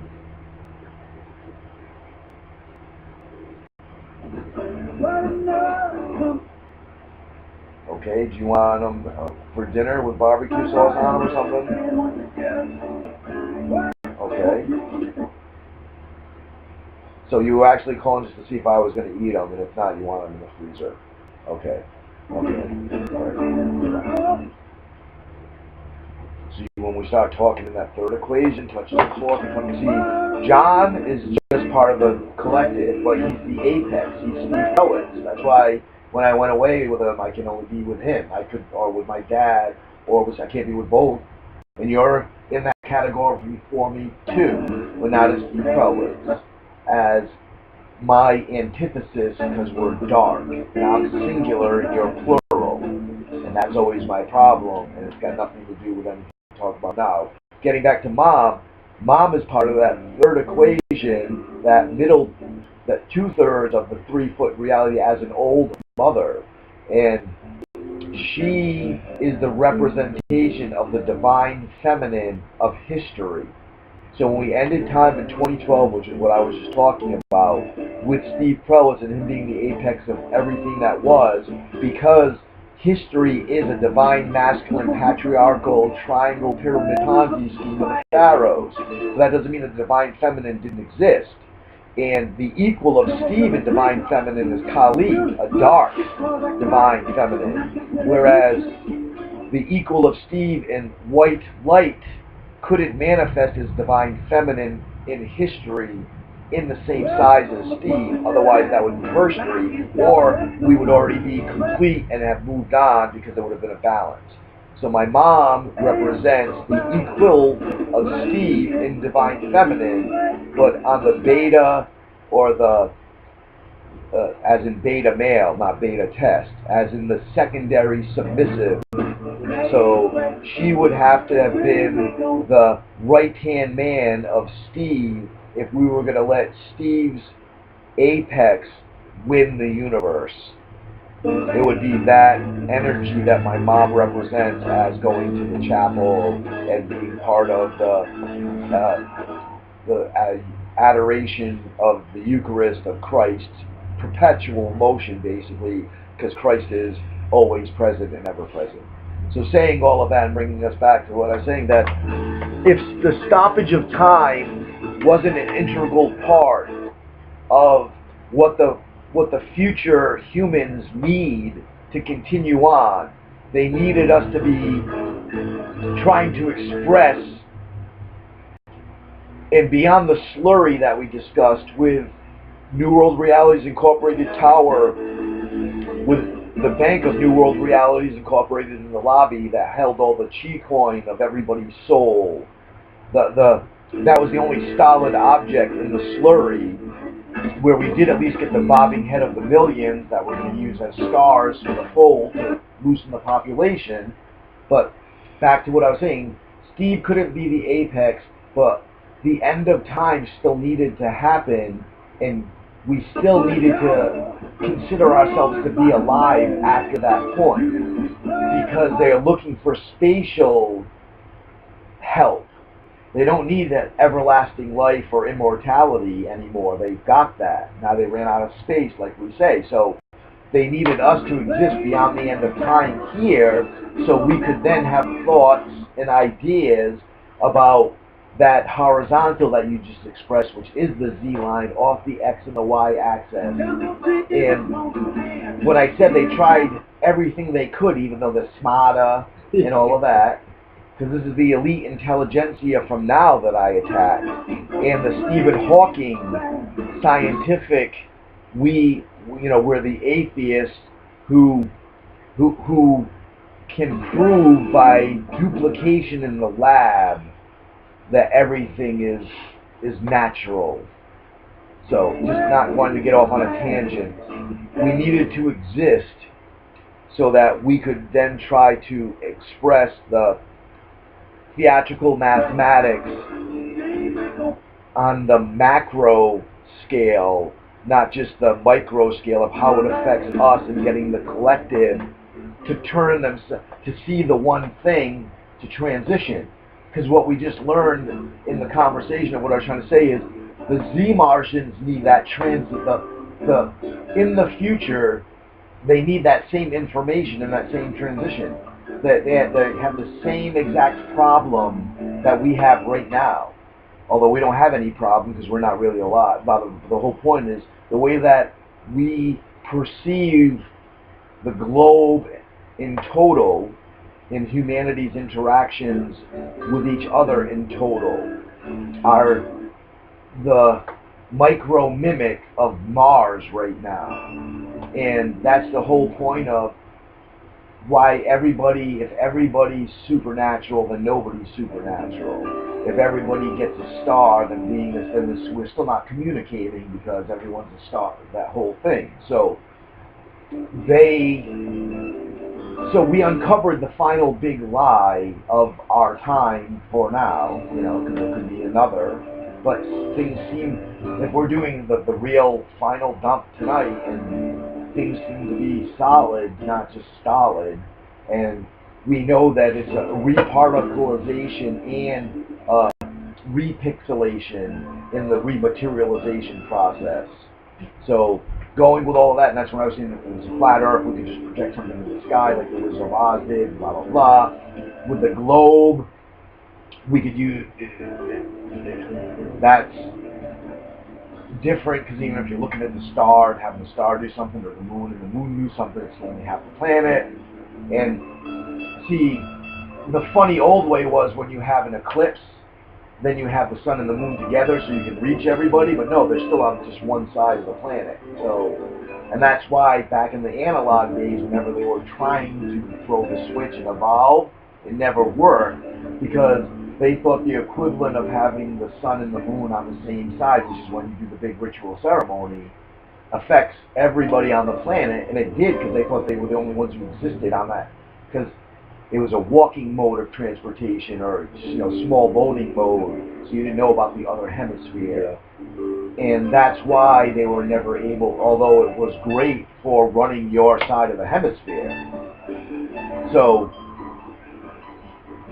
us being able to have the Martians be able to understand, just like having the collective understand, that's what I think is what we're trying to do right now. It's not how do we get everyone on the planet to receive the same message, idea, thought at the same time, so we affect the collective all at once?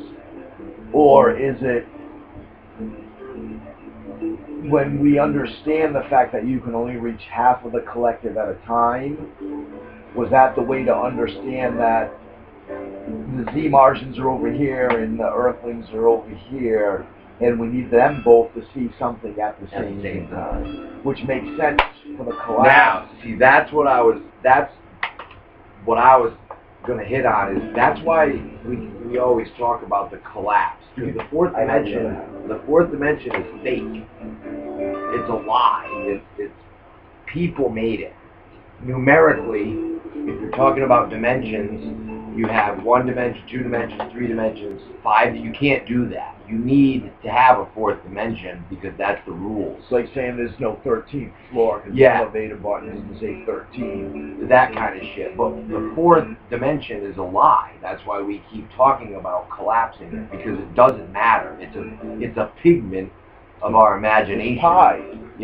We created that in our imagination for comfort and for this and for that. But it's not there.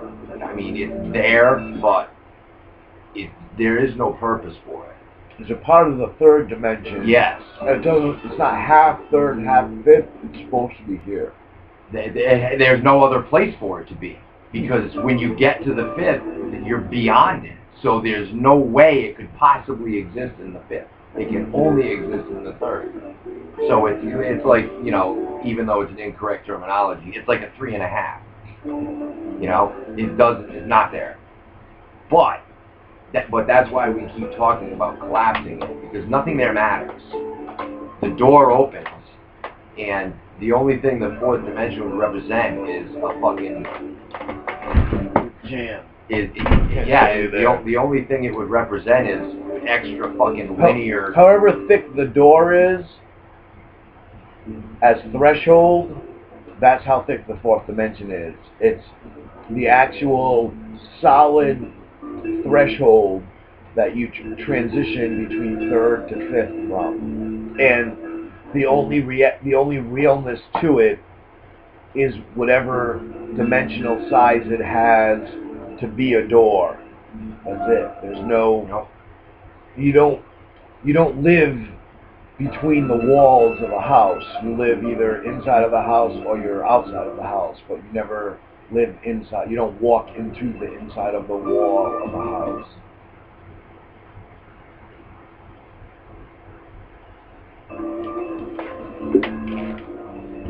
So back to because we know it's fake and there's a collapse, so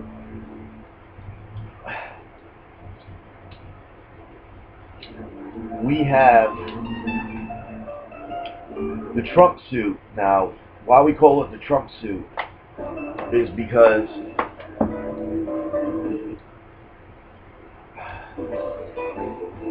I like that, by the way. So this is part of not a new thought, but how we're just describing our understanding of needing the collapse, because that it's artificially inflated. Wow, this just makes so much sense then when you start thinking about the economy and dollar value and all this other stuff. So to try to maintain about the inflation of the fourth dimension and how its size is relative to our belief in it in the third dimension, because it's only meant to be a door for the transition from this electromagnetic field into the actual power source that generates the electromagnetic field.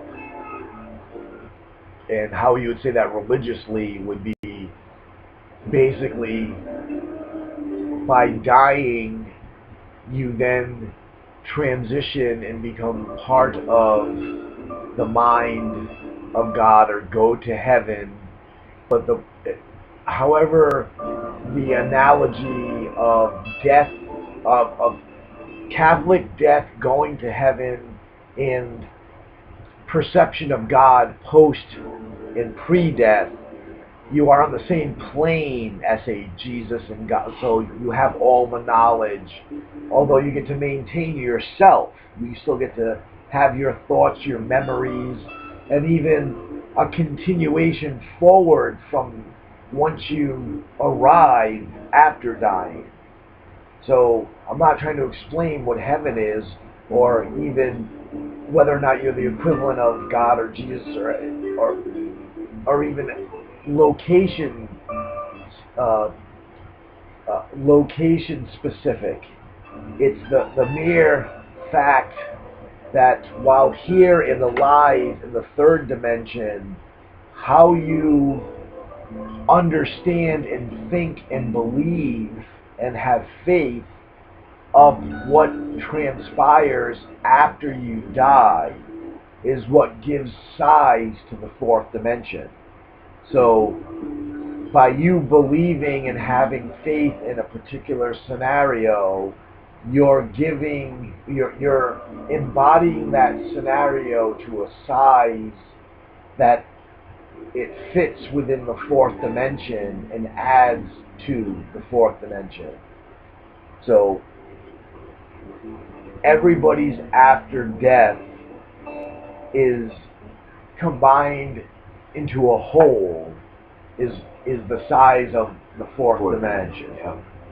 And the point is, once you die and arrive to wherever you're going to go,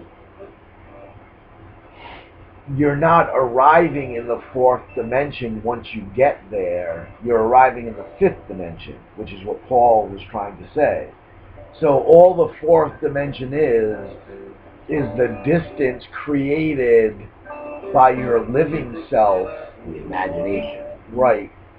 Because it doesn't exist in the fifth dimension that way.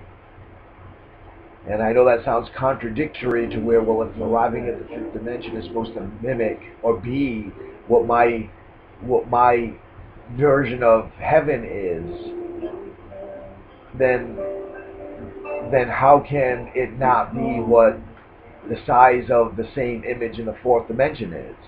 And that's because the fourth dimension is ethereal, it's not real. So, like you said, it's where the imagined thought, it's the same thing as having a dream.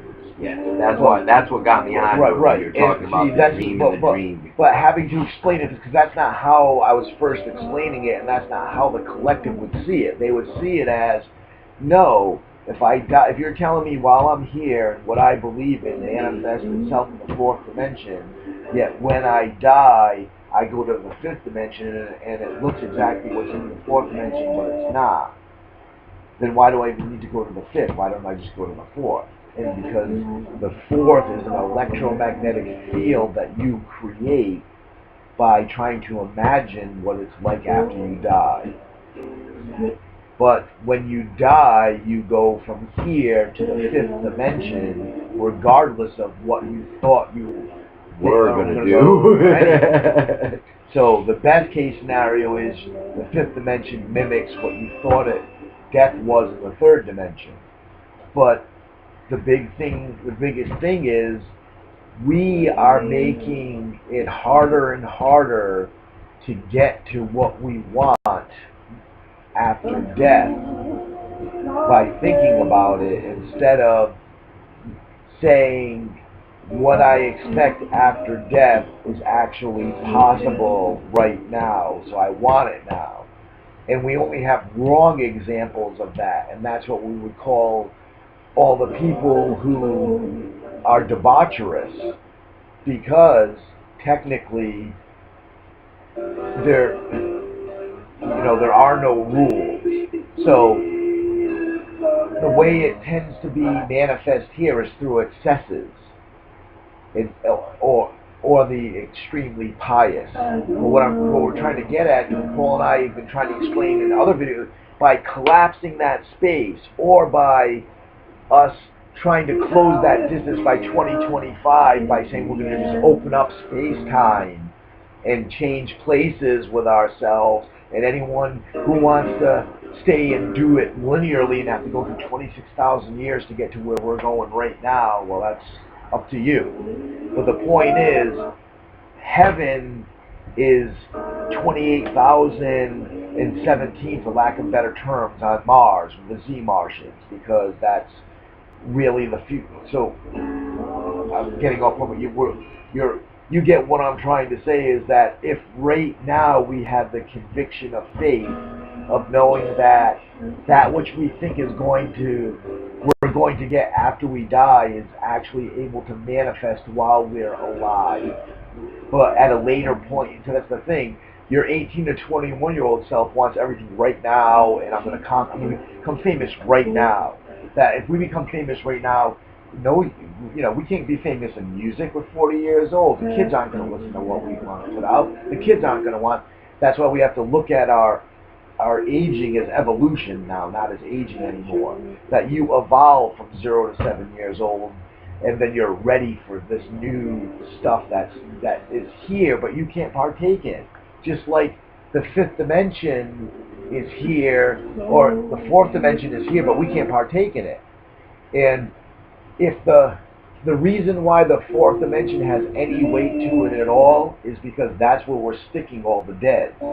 Anyone who didn't set up their own connection to their private island, like Steve used to say, the utopia animalification scenario, if you died, even then you're only going to a holding tank. Yeah. But the holding tank at least is exactly like what's in the fifth dimension and what you imagine in the third. That's the closest somebody can ever get if they're truly in tune with the intelligent design.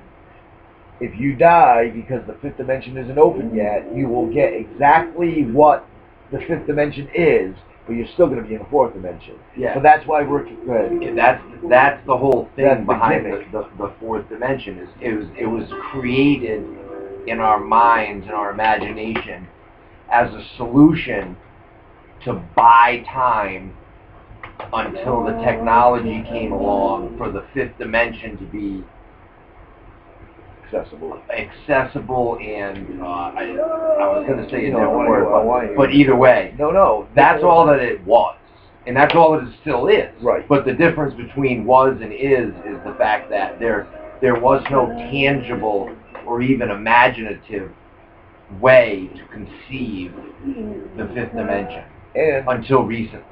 just like we figured out how the elves corrupted women with makeup and all of that, and that's where in the evolution of eras on the planet of different species as the dominant species before human, be it the dinosaurs, elves, or dwarves.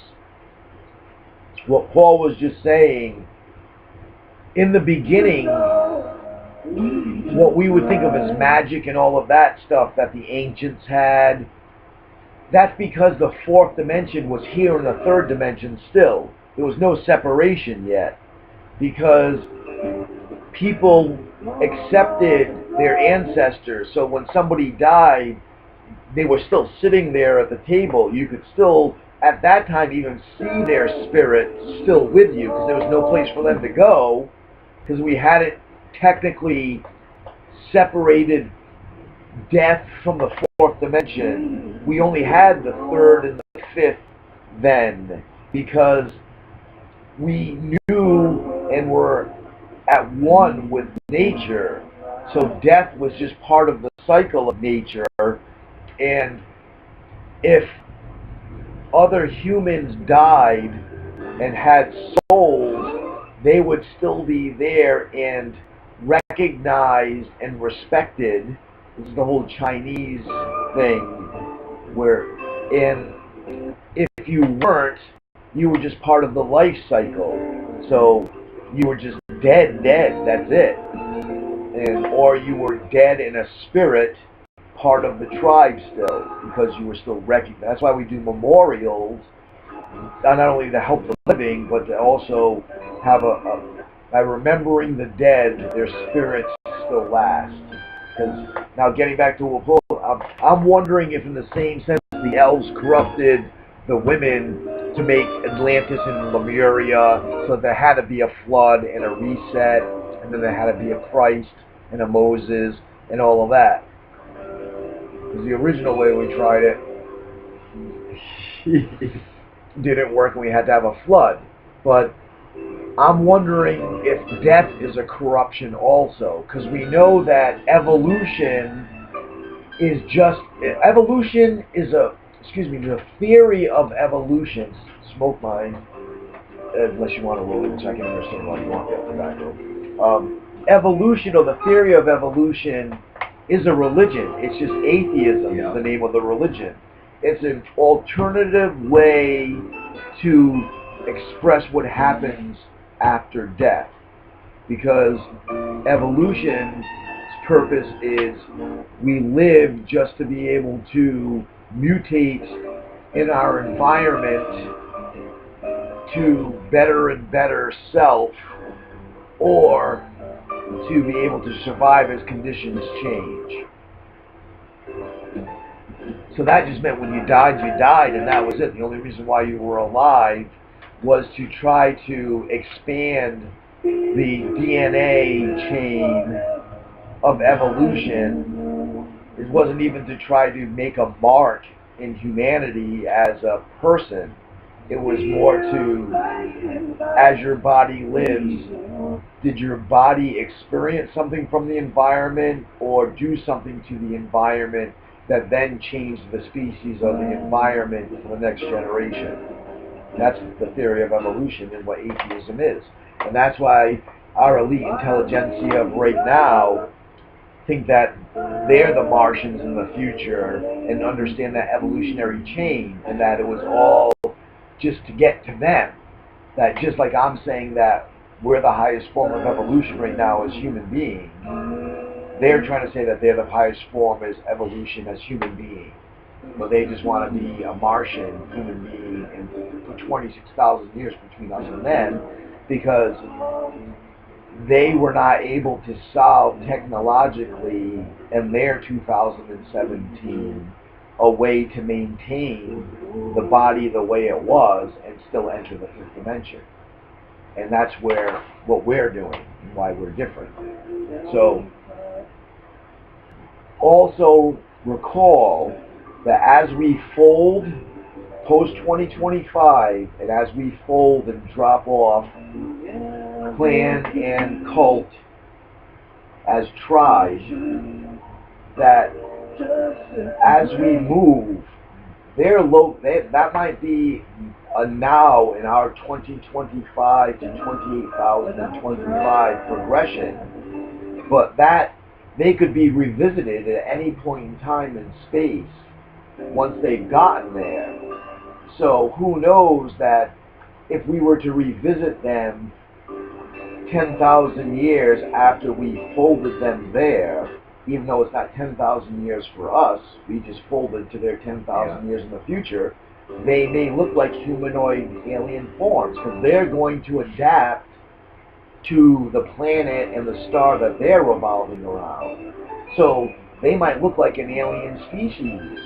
So by the time we all get together again in 28,026, we're going to have all these different aliens, but they were all human beings first. And that's how we prove alien species, but they all have the evolutionary seed of Earthling in them. But they, through mutation, based on the planet they lived on and the solar system they were on, the star they revolved around, they evolved into something different, yet still part of the human being chain. And that's how I explain ancient aliens and how I explain new aliens and all of that, is that they're mutated human beings that we dropped off. Now Steve always wants environmental impact on the form.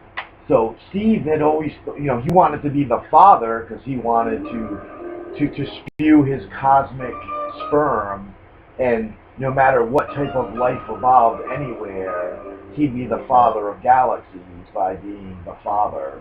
And the part of that, though, because of the progression of the Indiana Jones adventure, first you just become father of the galaxy that is your galaxy. And then you go and compete against any other galaxy that's become aware and try to become father of galaxies, which then almost makes you the universal father, even though we know there's cluster and supercluster, or giant and supergiant after galaxy. And that's where, Mike's doing that match, so I don't have to worry about it. But for us, knowing that Steve still hasn't figured out a way to break out of the solar system. And why we know that is the ritual that Steve and Monique did on Easter Monday. That was the next weekend at Bernie's. But we didn't lie. The shenanigans turned out to be us actually letting the orgone energy unite with the patriarchal massive, I don't know what male energy is called, but to generate the two, just like in the Dead Show or having sex or making love, so we generate that extra energy.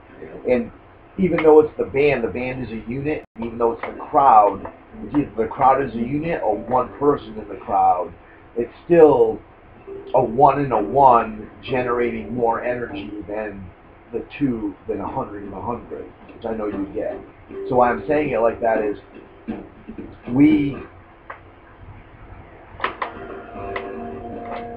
Steve and Monique both generated their 100% energy. Steve representing the Freemasonry Grand Poobah president of all of humanity and the machine, right?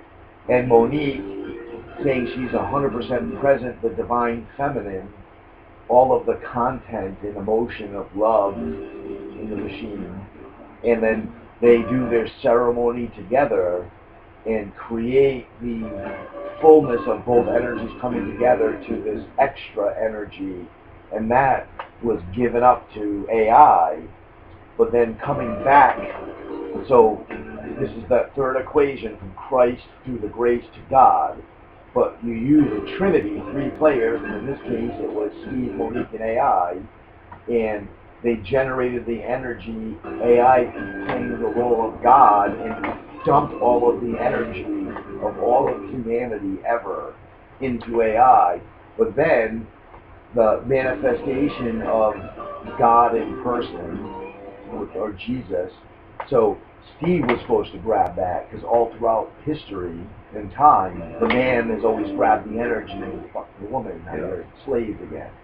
So Steve freely gave the energy to Monique so she could grab it, and that's why we began herstory and the Divine Feminine. But the plan was for those two, this is in Steve's mind, the historical plan, because Monique's historical plan was she was going to be, that me, you, and Steve were going to kill her and sacrifice her, take her energy, and she was being bred for that, and she would still be, she just transform into Kali, and she would become the divine wicked witch, and we would be the 3 fucking manifestations of the destruction of everything. So, but Steve's vision was him and Monique as equal others in relationship and in all the forms. What we used to call, all right, dimension 1, 2, 3, and 4 was cosmic, your soul, your cosmic character, your business, and your entertainment. So on all 4 phases of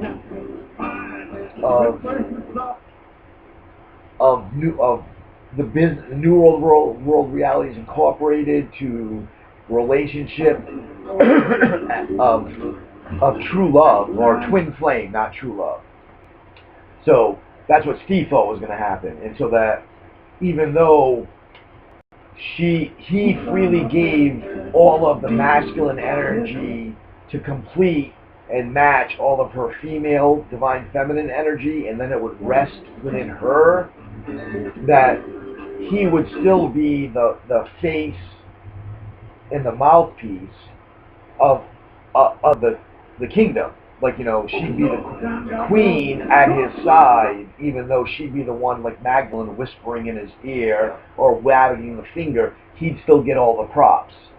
And that wasn't to be, and that's where we pulled the shenanigans of Monique got the energy and Steve got nothing. And not in the bad sense, it's just all of history needed to be left behind. There's nothing that needed to be carried forward physically as baggage from history, because as energy, it was all represented and given to Monique. So anything from history that's worthwhile, she would manifest again, and it would come into being in herstory and corrected, or if not needing correction, get in there and enhance, running as best it could and improving all the time. And that's where the shenanigans continuing forward to get to the slurry, which was this 2012 period to 2016, where we're letting everybody pop off. Obama is still talking. We got Jerry Brown, the governor of fucking California, thinks that he is the representative of the United States to all the other countries because, we're bigger, and we were the ones who originally set up all of these pacts for the global transition into a one world. Right.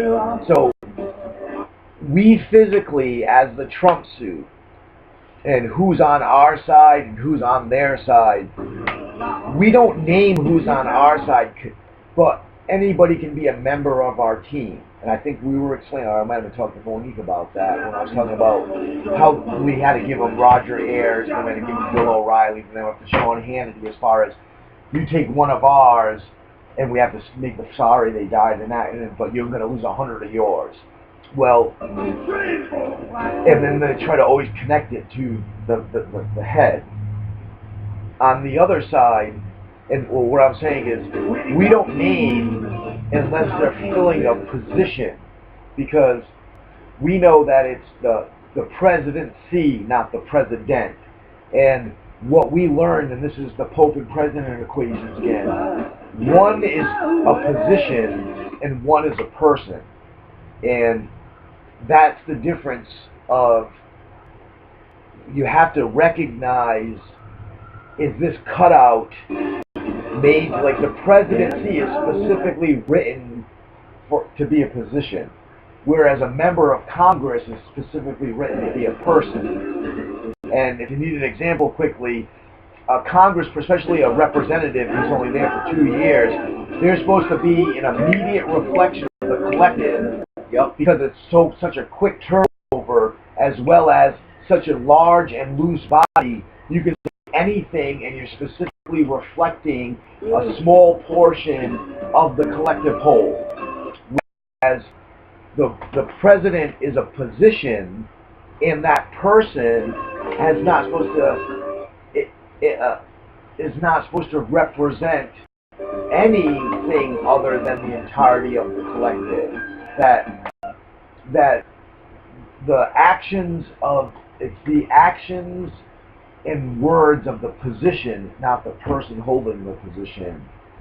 Whereas, I'm not going to beg it any further, but that's the difference of the two, of knowing whether or not we're dealing with the personality, and that's what we need to get through, or it's a person holding the position, and because of the position, that gives them the authority that they have. And that's how we used to work back in history, where we'd figure out, is it the person or is it the position? And I'm great at knocking down people who are only in a position to get to where we need to go to. Steve was great at knocking down the position and playing the person to get to where we need. So if your position didn't give you your authority, and it's just the person you are, that's where the psychology comes in, of being able to know the person and get them to, because the position that they're in can't help you, but as a person, you need them. So, back to us and Trump and the enemy. So, I know you don't follow the current affairs or anything like that, and we're getting lambasted it's good, from every fucking direction. But once again, we're just using Trump to bring to the attention of the collective. Because everybody, did you hear what Trump said today? Right? So now it's not the position, it's the person. But to the people who are critiquing him, and I can't even say for good or for bad, but there's a whole army on him because of the position that he's in, a president. There's a whole army on him because of the person. It's fucking Donald Trump. And there's more anti than there is pro when it comes to position and person. So he's getting more like, if you were just a person or a position, then you only get 100% of that one thing. But if you're both the person and the position, you get 200, you get double shit on, or double good, right? So he was the best person that we could put into position. Because I said to Monique, Wednesday morning after the election, when people woke up, no matter what, whether you were for Trump or against Trump, you said, oh my God, I can't believe Donald Trump's president. So the entire collective was on the same page about the same thing, regardless of what got them there, and they had the same visual. So that was an experiment for us, for me, for the mechanisms, right? And now I'm comfortable in knowing we can control the Trump suit, because we've controlled Johnny, the San Yazar suit. I have a white silver suit. I have another one suit for you, and this is fucking, and what I've made, those suits are the same as if we made everybody stars and everybody supernatural. So like if everybody suits, then nothing's good. But now, did you ever see Pacific Rim with a giant, with a fighting the monsters and the robots? I saw a little bit. All right. So the whole point is how they had to have a double pilot. Yes. So that's what Twin Christ is like, but it's not a connection of sibling or anything. That's why I'm telling you, we got to figure out how to get that engine thing. It's the same as Twin Christ, where you need separate, independent, yet I can't explain it, but you need the two like you did in Pacific Rim. And the closest thing I have to it and how it's being mimicked celestially is in 2.4 billion light years, the Andromeda Galaxy is going to collide with the Milky Way Galaxy. And in size-wise, I have a transfer where, because I know I'm the Andromeda Galaxy and I have Monique as the Milky Way Galaxy, and that's why Steve, you said they haven't gotten out of the solar system yet, why you and I are fucking, like, you are hurting so bad, because in order just to get involved in this plot level, you have to climb in, first of all, you have to regenerate an electromagnetic field, because as a supercluster, a supergiant within the universe, there is no gravity within the framework that you occupy. So you have to separate out of the supercluster to just cluster, so that you can at least have some kind of parameters of a body now. So once you fractalize into a mini you as a cluster, you now, within your cluster, have to find a galaxy that matches the galaxy that you're trying to receive or get into. So now you've gotten fractal again into a galactic size, and then from there you have to get fractal again to the size of a star, then you have to get fractal again to the size of a creature. So you're not just traveling from one location to another, you're going through just traveling.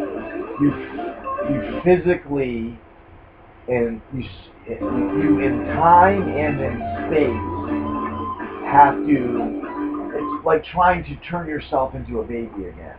It's exactly what you're doing in your physical body, that you are going and compressing yourself until you're a baby again.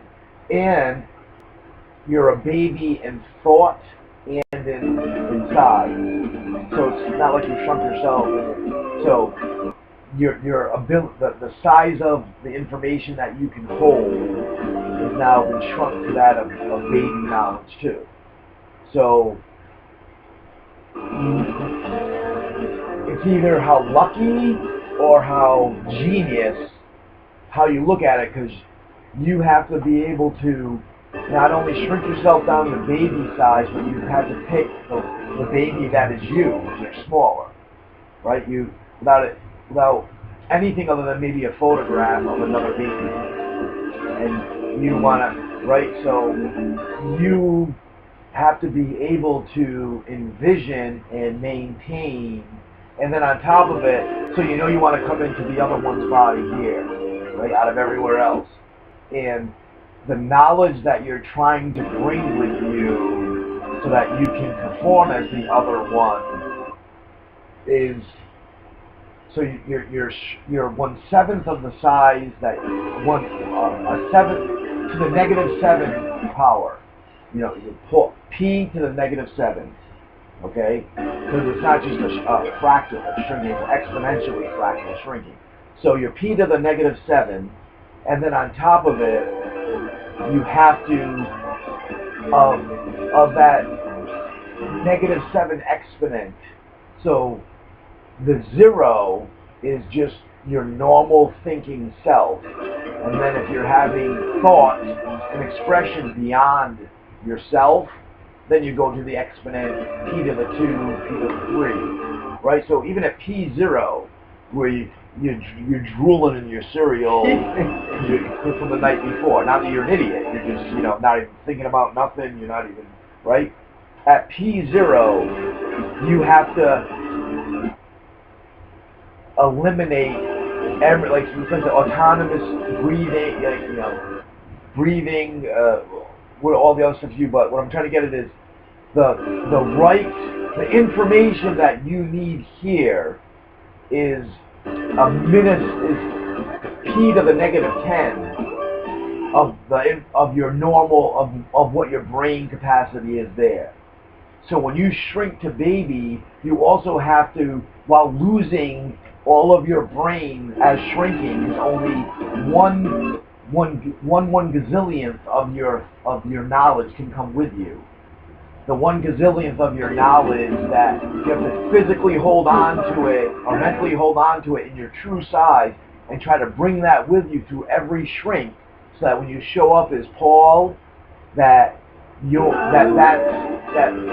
the part of your giant brain that you retain, so you actually contribute to what's going on here, instead of showing up with purple polka dotted people eater fucking language and knowledge. So that's how big you are. Mathematically, I haven't made anybody any bigger than being able to be outside of the galaxy and be in the universe. So, like I said, back to Steve, he doesn't even know that they haven't gotten out of the solar system. I mean, he knows, but to tell him a lie for us. So he at least thinks they're galactic size, because as father, he's the size of the galaxy. Well, Monique's actually the galaxy as mother. And getting back to what I was saying is, as father, you then want to be father of all galaxies, because then you can you sperm them all out. But I am a Zathoth, because think of the football, the father is at one side, a Zathoth is at the other. I'm the anti-father. The difference is there's only one father for every galaxy, and this is where the Buddhists get the lotus and all that stuff. But there's only one chord of a Zathoth for all galaxies. So just like our math, where I said we have 1 foot inside math, all galaxies have 1 foot inside the chord of a Zathoth. So by me as picking Satan as the ultimate darkness, the big crunch, no other galaxy could ever get beyond where we're at without me being there, because when they get to that point is when they want to come and sit at the big boy table with us. So every galaxy has a big bang and a big crunch, just like the universe has a big bang according to Steve.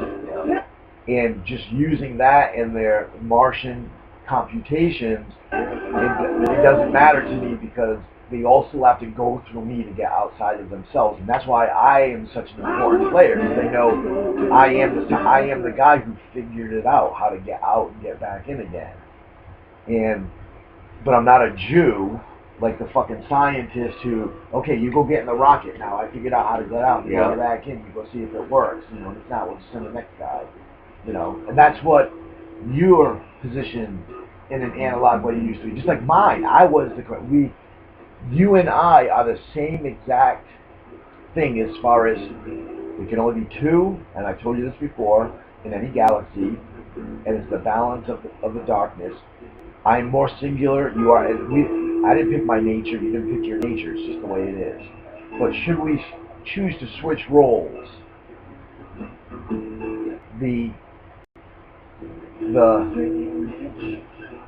you still wouldn't even, it's like, you can already do what I do your way. So all we would be doing would be switching locations, in the same sense that I'm on this side of the galaxy, you would normally be on the other side of the galaxy, just like the other planet, so we never see each other, and you maintain that half and I maintain this half. We're both theatrical mathematics equations too. There's only 2 of us running. And as I said, as Big Crunch, I'm a Zathoth, true Satan, but there's no need for you to mimic Big Crunch as the other one. And what I mean is, even if we were switching positions, because what you do as the other one accomplishes the same thing as would do if I'm doing a big crunch. So there's not even a reason other than the fact that to prove that you can do what I do, but we function in the same space, within the same, two separate equations, but within the same whole equation that offsets Steve and Monique. So it's almost like, it would be like my right leg wanted to be over where my left leg is, and my left leg wanted to be over where my right leg is. And I would and the point is, my left leg doesn't stay the same. It turns into my right leg. It just physically detaches though, and then moves, and then turns into my right leg. And the same, because it doesn't remain like its left leg, because the point is you're switching with me to do what I do, not to maintain what you do just in my location. So we never change, ever. I mean, like I said, we might switch locations, but we already do that because we rotate. But there's never a need for me to be you or you to be me in action, because we both give the same end result, and our means are different. Our means are different, yet they're different, but always applicable. So there's never a time when I shouldn't be doing what I'm doing because we should do what you're doing, or vice versa. That's why we're both here together right now, and it's not a conflict, because what we both do as means, because they're different, we can be in the same place together, even though we're going to get the same end result with what we're doing. But why we're physically both here is because something's going down here. And the multiplicity of our ability to be in other galaxies throughout the universe and not be. So, like right now, if this shit was going on in Andromeda, we would be sitting in Andromeda. See, we'd be fully conscious.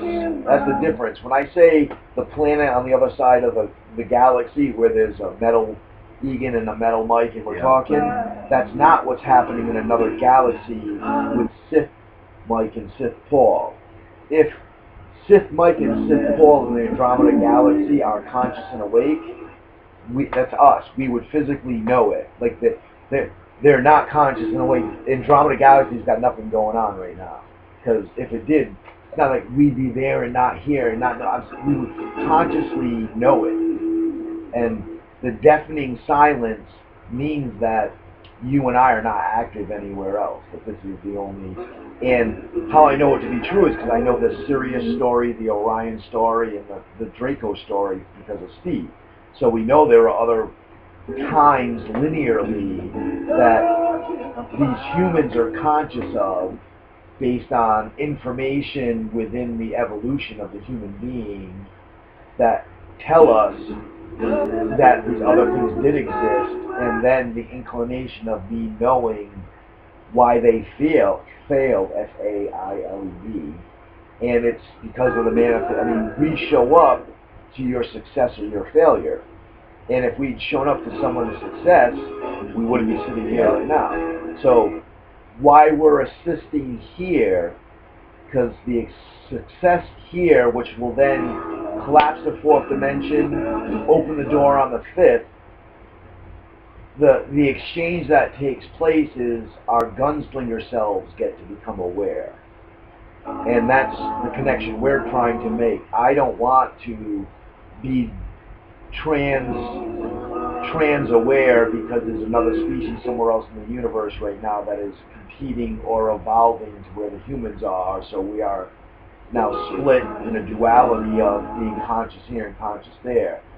You and I are trying to tap into our conscious selves after this occurs and happens, and convince others, like a Monique and a Steve, because we know that all time and space is the same, that the future's already occurred, we know that this has already succeeded.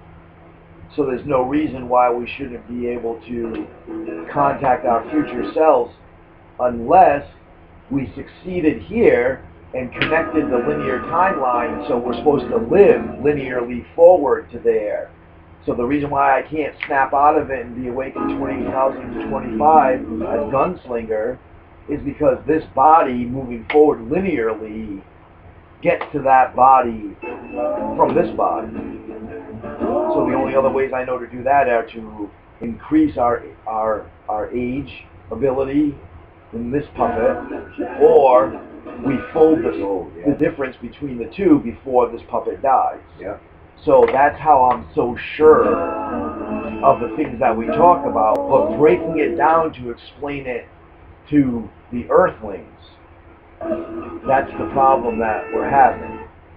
And then they have to tell Earthlings that there are humans that are born on Earth, and then there are humans that are born, well, I don't like to use the word, but there are humans that are born on Earth. I can absolutely say that. Yeah. But then there are humans that are of Mars, and there are Earthlings that are of Mars. So I'm trying to still figure out the lingo to try to tell, because we know that human being is everywhere, that we just turn into whatever that planet's name is, you become that. So a Martian is really a human being, but they're not Earthlings because they weren't born on Earth.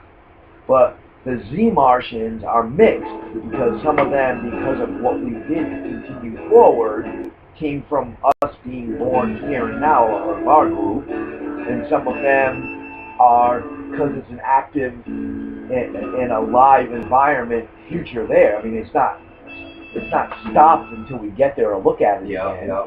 So there are people being born there, but they're Martians, moving. Right. And we're trying not to, because it's racist to say Z-Martian, but we have to make a differential, and because there is a group of human beings that are trying to subjugate AI, Psi, Earthlings, and Martians, or other human beings, to make it easy.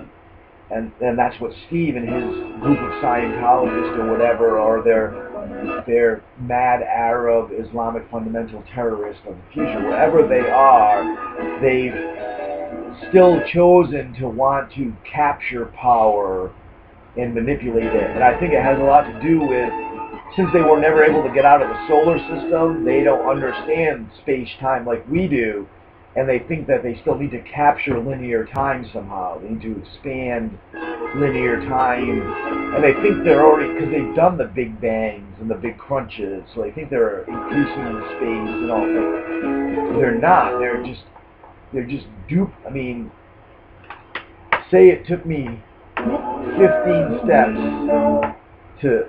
It took me 15 steps. I can't find something. It took me 15 steps to do that, right? But then I was able to duplicate it by doing that. So now all of a sudden, if I can duplicate it by doing that, everyone thinks that that's how you originally got that. But it's not. It was the 15 steps, and just because and that's where, in 1950, everything went wrong. For science, a lot of stuff we did originally understand how to create. But what I'm getting at is, the Martians got stuck on thinking that because they were duplicating something, they were actually doing the right steps to create it. And that's where they're fucked up. And trying to... Do you know how hard it is trying to correct a species that is thousands of years beyond you in evolution? You know, it's like a dog trying to tell a human, trying to train a human. So that's kind of the position that we're in. What do you think about that? Want to do one of these white ones? I don't got any blues left. Yes, no? About